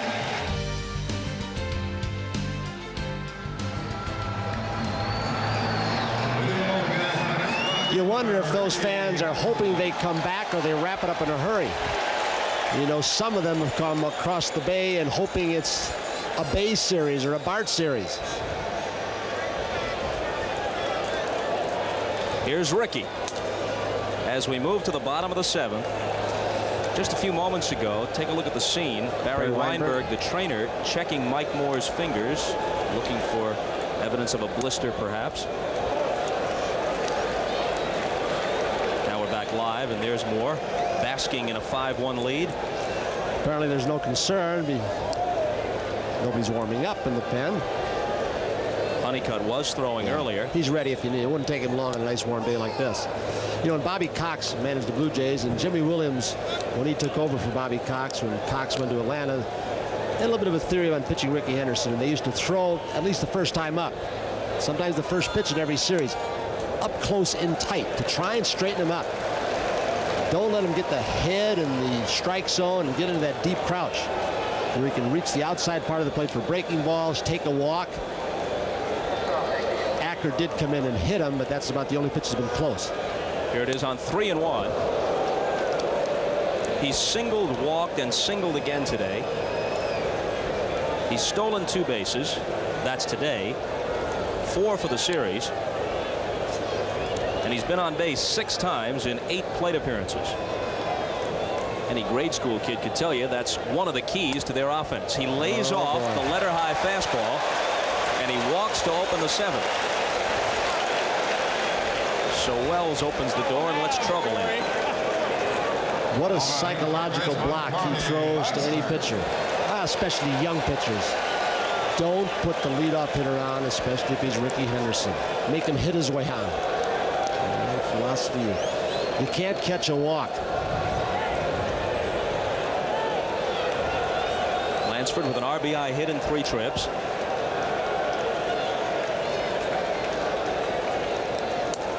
Takes high and away. Now maybe, Bob, a different message has been sent down to the Oakland bullpen about Mike Moore's condition, as they do have someone up again. Maybe just precautionary in case he goes out for the 8th and has a little trouble. Rick Honeycutt up and throwing again. The 1-0 pitch, first to throw over, and Rickey had a modest lead that time. On Friday at the Sky Dome in Toronto, Storm Davis, 19-7. The A's right-hander, former Oriole, former Padre, against Jimmy Key, the left-hander, 13-14. Since Jimmy came back from the strained right shoulder after a really good start and about 10 or 12 off outings, he's been pretty good. Last time out against Baltimore, no, but he's had some overpowering games. 9 strikeouts, no walks against Detroit. Not a good hitting team, but still, it wasn't a small ballpark. And Toronto has played very well in the Sky Dome. They've gained a tremendous amount of confidence up there, but if this score stands up, it'll be too late no matter what they do in the Sky Dome. Then they'd have to come back here, but that's a ways down the road. There's a scouting report, defensive charts, John McLaren on his lap. Now a perfect running count again. That's Mike Squires in the foreground, then Widmar, the pitching coach, and then McLaren, closest to Cito. Of course, Mike Squires, now the first base coach, was the advanced scout with Ron Shooter last season for the Oakland Athletics. And a first baseman for La Russa with the White Sox before that. There he goes, pitch down and in, no chance. Trot in there, Rickey. David Wales very upset with himself, and he should be. 1 on a Lansford. Rickey goes again. It's taken high. Here's the throw. He's in there. Wow, he hit that bag hard on the dive. Was that the left shoulder? Some say that's how he has hurt the shoulder, with that dive through the bag, not just to it, but through the bag. Those bags are anchored. We saw one jarred loose earlier in this ball game, and the peg come out of the dirt. Liriano has the entire right side open covering. Gruber leaves early if it's a strike. He's got the left side open down the line, and jammed shoulder, but he's staying in the game. Look at the rhythm and the timing. It's a very unorthodox way, because they talk about the crossover step, And his first step sometimes is a false step. He's got the right foot in the air, and then it comes down, and yet he still makes it easily most times. What a dominating presence he's been. How'd you like to be his agent? If he decides to stay here in Oakland, some said maybe Mr. Steinbrenner will pay a lot of money to get him back. Is it the bag or Kelly Gruber's knee? He hits the left knee of Gruber. Yeah, I think that was minimal, though. I think more as he hit the ground and Kelly Gruber was backing off by the time the knee hit. Remember yesterday, Kelly hit him in the face with the foot as he came through sliding so hard. He just takes the feet right out from the guy making the tag. There's some organizations say they ought to outlaw the head-first slide. Robin Yount may have damaged his shoulder head-first. Some other players. Molitor. Infield in again. Or are they? Now they may be moving little infielding back. They're not sure. It's a bad sign when you're trying to get a sign from your manager and they say, well, we don't know what to do. You know they can't afford to give up any more runs, so they got to come home. I don't know why there's any hesitation. You open up the whole infield playing in, and you could set up a big inning, but you got to take a chance and try and shut down every run you can now. Parker popped out, grounded out, and then hit his first ever postseason home run deep into the seats in right center.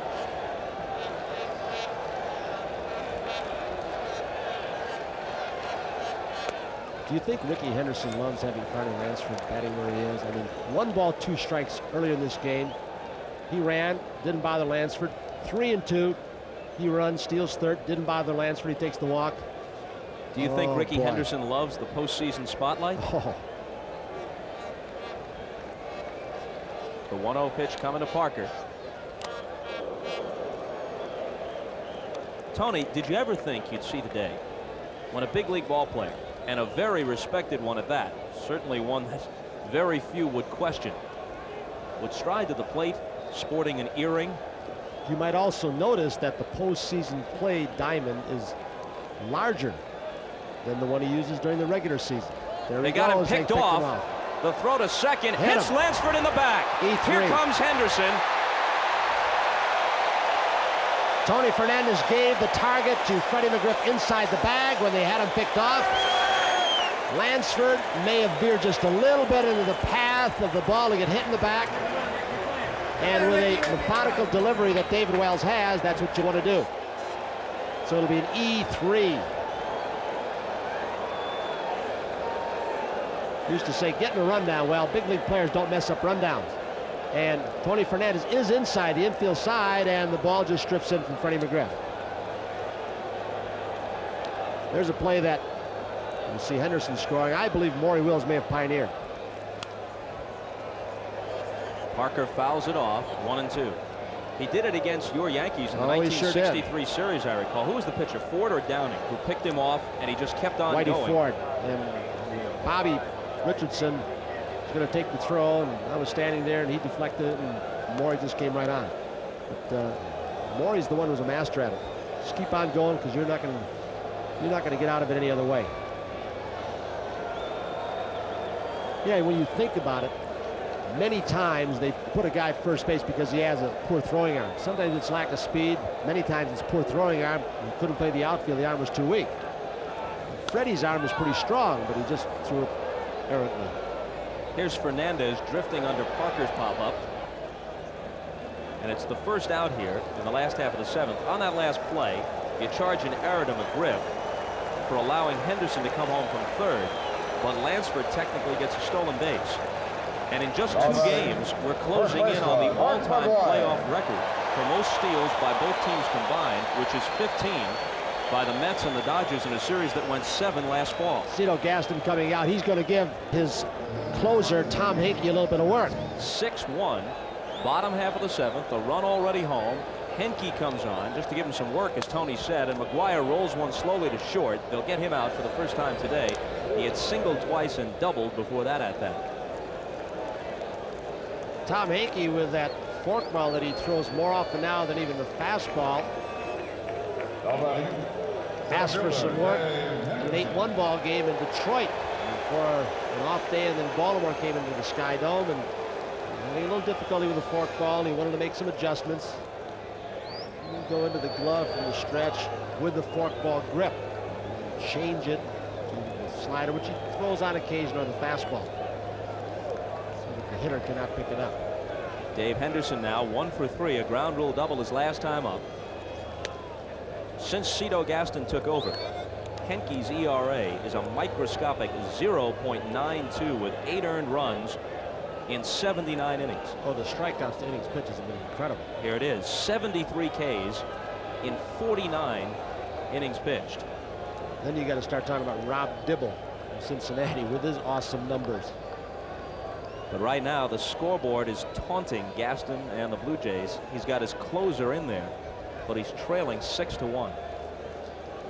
He's got to give him a little postseason play. Henke's had it before, but with an off day tomorrow, take the edge off a little bit.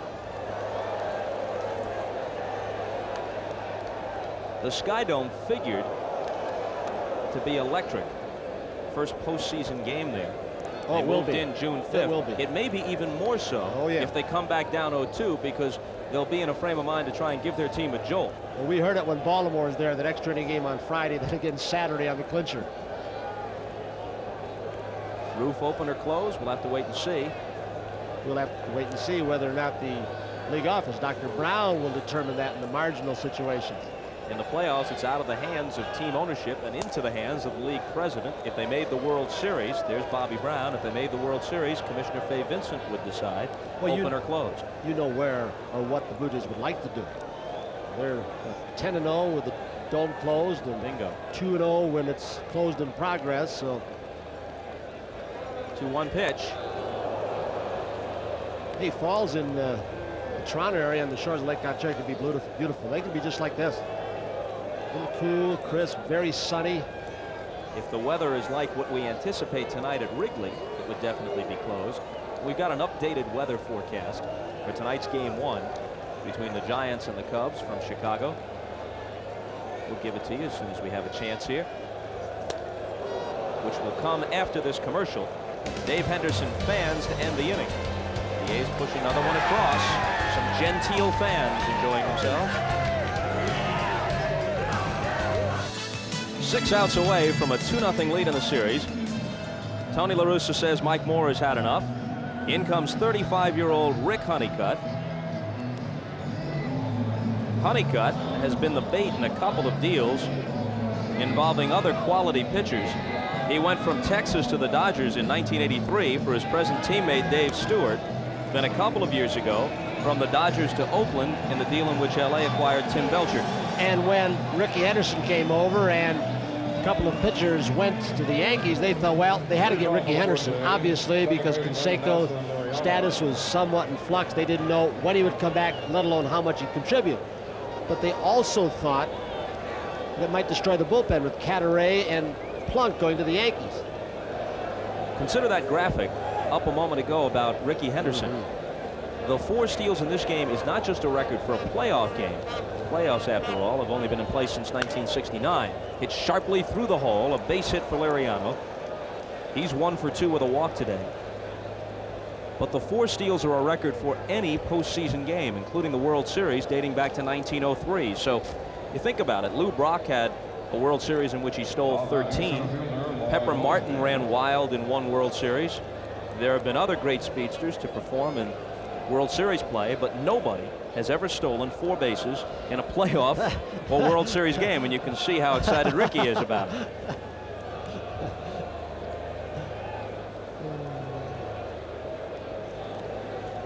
Mosby 1 for 3, has a single, robbed of a hit on the best play of the day. A diving stop by Phillips to his left on the outfield grass, and then he popped back up quickly and threw Lloyd out at first by half a step. And Mark McGuire at first with a 5-run lead, the luxury of just decoying, then backing off with the left-hand hitter up. The sinker ball will get you the ground ball. That's what Honeycutt usually does. Now, about tonight's weather at Wrigley Field. We have checked with John Coleman, the weatherman at our NBC station WMAQ in Chicago. And he tells us that conditions tonight will be quite different than what we indicated earlier today. Now, either there has been a tremendous shift in the weather conditions, or one of our key personnel in Chicago gave us bogus information, and he's sending his resumes out even as we speak.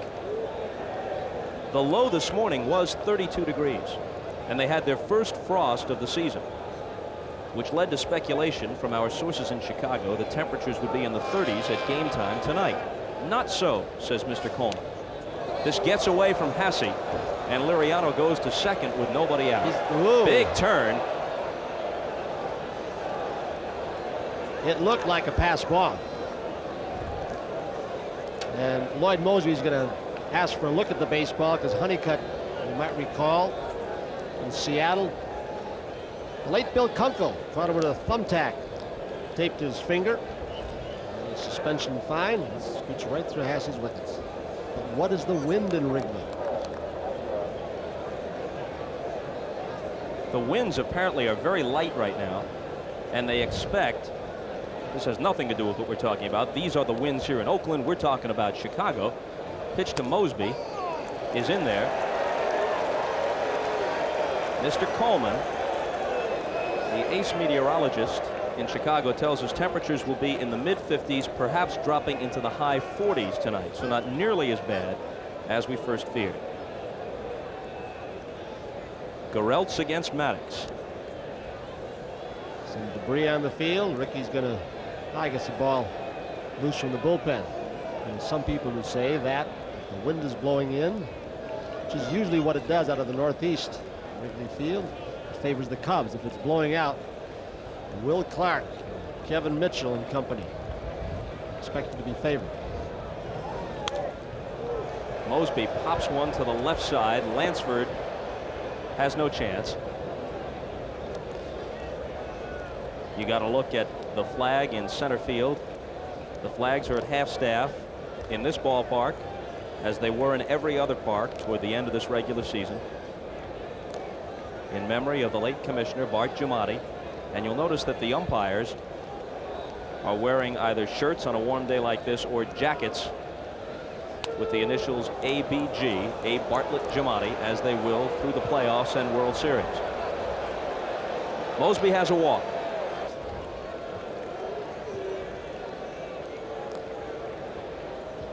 Mookie Wilson from the right side has an infield hit in 3 trips. 2 for 6 in the series. Jays with 2 on, nobody out, but trailing 6-1 in the top of the 8th. McGriff is on deck and then Bell. Eckersley's up. So's Todd Burns.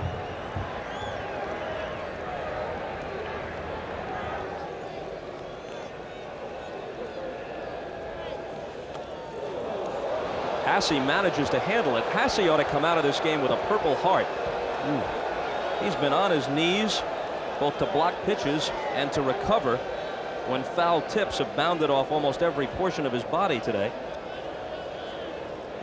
Anticipation of that breaking ball is so important to get out there, but you can see that with the late condition of Hasse, he really couldn't shift down. He had to just reach for the ball, but he did slap her down. 2-1 with Mookie looking like he was taking all the way.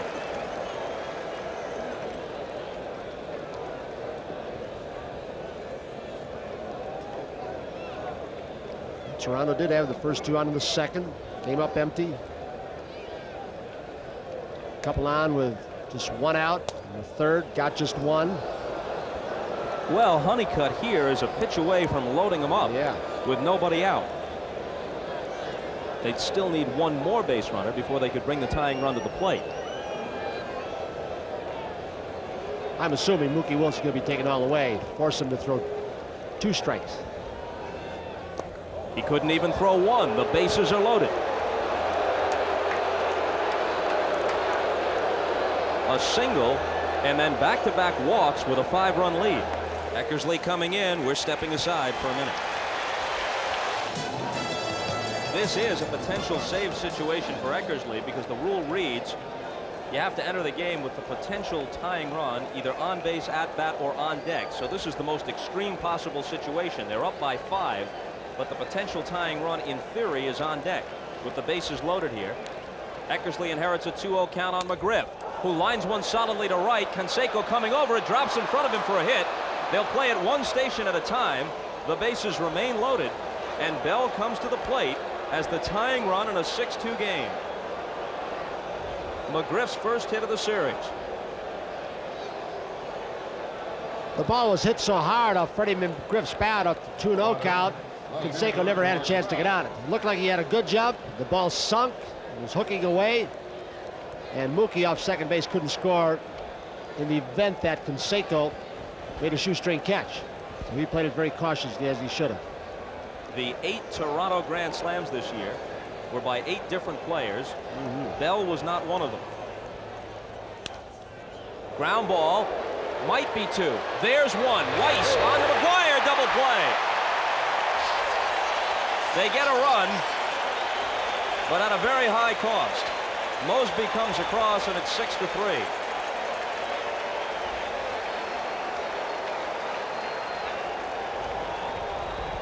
Eckersley looked like he ran something hard in on the hands of George Bell, a pattern we've seen developing to this point by the Oakland pitching staff to Bell, boring the fastball in on him. Sounded like the bat broke. Fernandez with the Blue Jays in desperate need of a hit.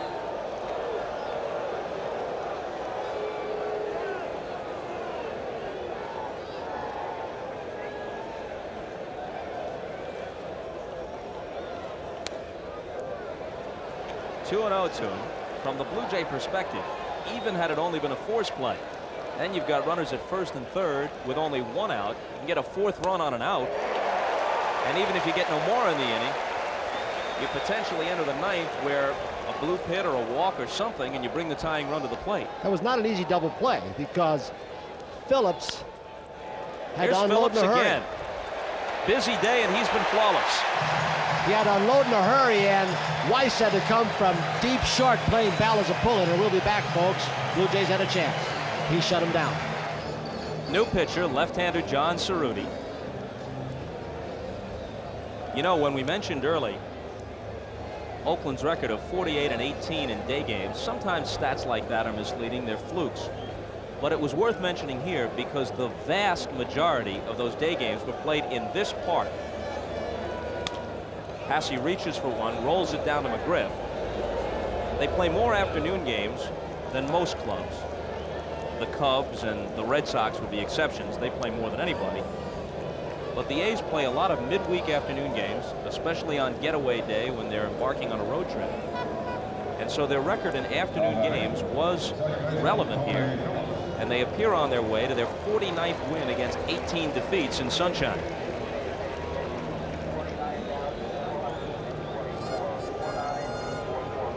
The huge spotlight has been on Rickey Henderson, but there's a lot of glow for this guy. Defensively, yesterday getting on base like he did. Tony Phillips has established an American League playoff record for assists in one game by a second baseman with 8.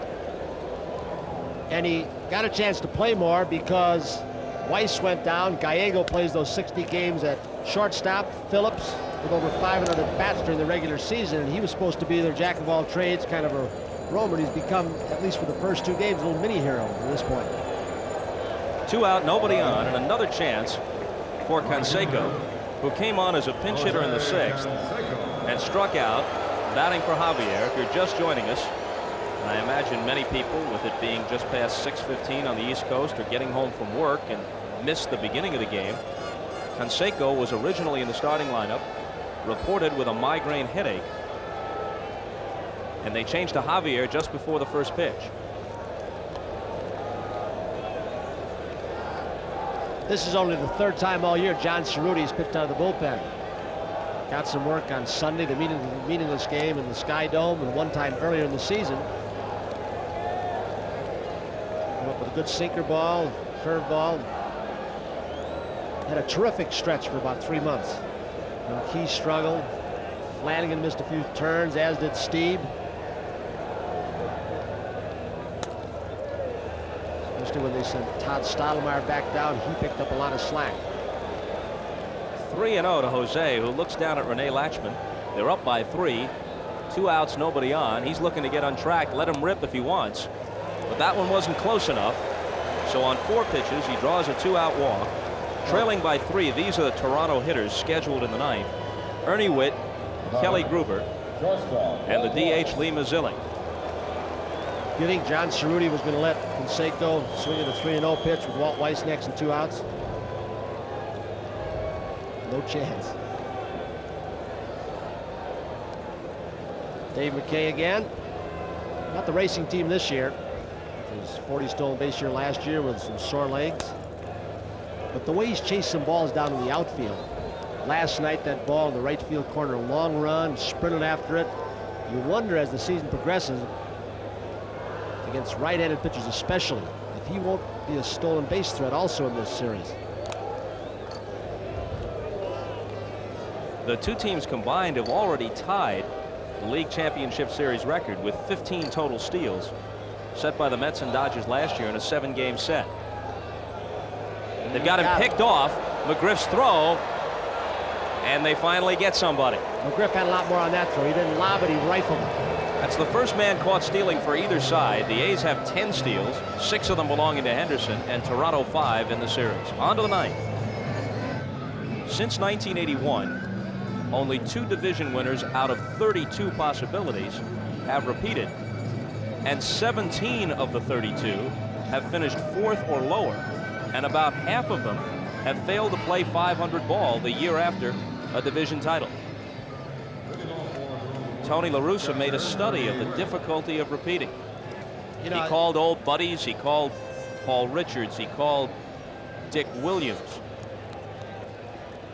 He even called Bill Walsh here in the Bay Area, talking to him about how he motivated the 49ers the year after a Super Bowl. Went about it in a very methodical way.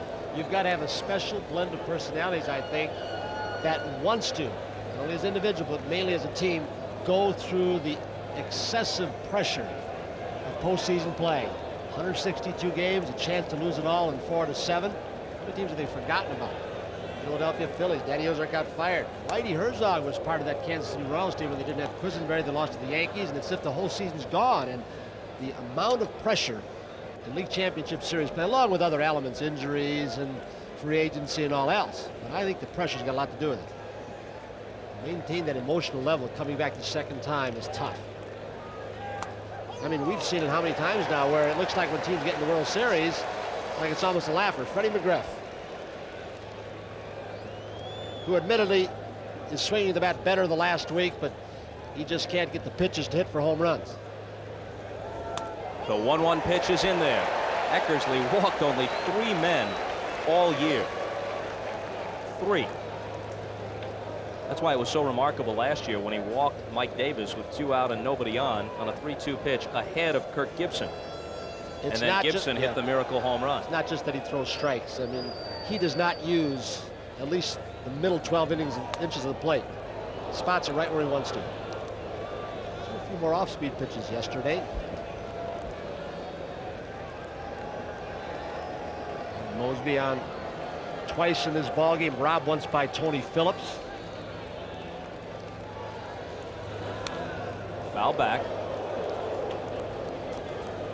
Eckersley was a 20-game winner for the Red Sox in their star-crossed season of 1978. He went 20-8. He won 17 the next year. And La Russa had an interesting observation.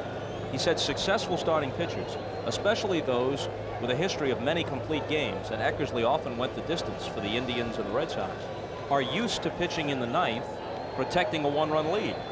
And in this case, when you come out of the bullpen, you've got your best stuff. Witt hits it hard but foul, and you can let it go full throttle. So psychologically, he felt that Eckersley would be ideally suited to the closer's role when he eventually designed that role for him, even though he had had only 3 saves in his entire life before he was sent to the bullpen here in '87. And yet he will still tell you he doesn't like it. He said, I'm too nervous to be a closer.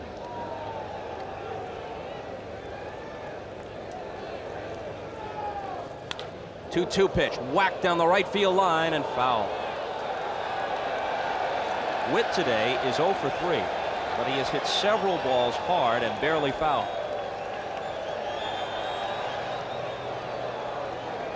Which may not mean anything because it may be a pitching pattern. throw anywhere, breaking balls or fastballs off the plate inside. If he tries to steer it fair, he jams himself. Tom Hinkey got a little bit of work today. That's Al Leiter to Hinkey's right. Came over in the Jesse Barfield trade, had shoulder surgery, ineligible. He's just here to have a look in postseason play. Left field this time. Henderson looking through the glare and tucking it away. You know, along with what we were saying Ernie Whitt putting the ball foul and hard, there is something to pitching inside, and the pitch inside effectively. Many people, Duncan one, pitch inside off the plate. The pull hitters will pull it foul. Postseason history. Well, the Blue Jays know all about it. They led 2-0 and 3-1 against Kansas City before letting it get away. And in the World Series that followed, the Cardinals led 2-0 and 3-1 against the same underdog team of Dick Howser, and the Royals battled back. But the way the A's have dominated the Blue Jays so far. Well, Toronto got just 5 base hits yesterday. They have just 5 to this point today, a few walks and some opportunities. They had leads in both games, 2-0 and 3-1 last night, 1-0 here. The way it's been going, maybe their best hope is that they won't let the A's through customs. We'll be in Toronto for Game 3 Friday.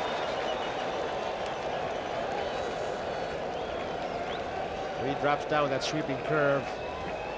Very effective pitch. There it is again, a little harder. Right-handers with that delivery where he's looking out of his left eye, it looks like, and stepping toward the third base dugout, and start bailing out, and he can just paint that outside corner with it. A lot of guys swing at bad pitches way outside. Gruber hits it very well. Henderson turns, looking up, making the catch on the run in front of the 375 sign.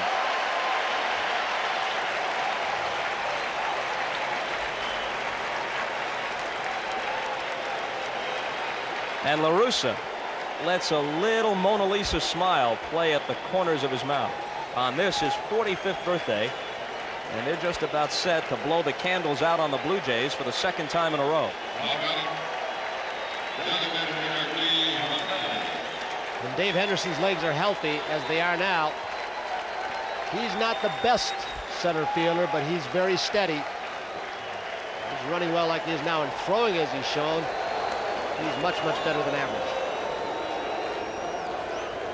Eckersley, who celebrated his 35th birthday yesterday, trying to close it out and evening the count at 1-1 to Mazzilli.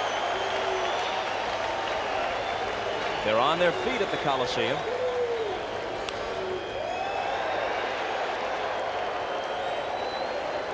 Moore would get the victory. Eckersley the save. Todd Stottlemyre the loss. And it would be up to Jimmy Key in Game 3 against Storm Davis. The 1-2 pitch. Little pop. Weiss wants it. The A's win 2 at home. Good starting pitching from Stewart, who struggled a little bit before finding a groove last night, and Moore today. Eckersley out of the bullpen. They played well defensively. Phillips with a wonderful game today. They've had key hits. They've hit 3 home runs in the series. And Rickey Henderson has dominated.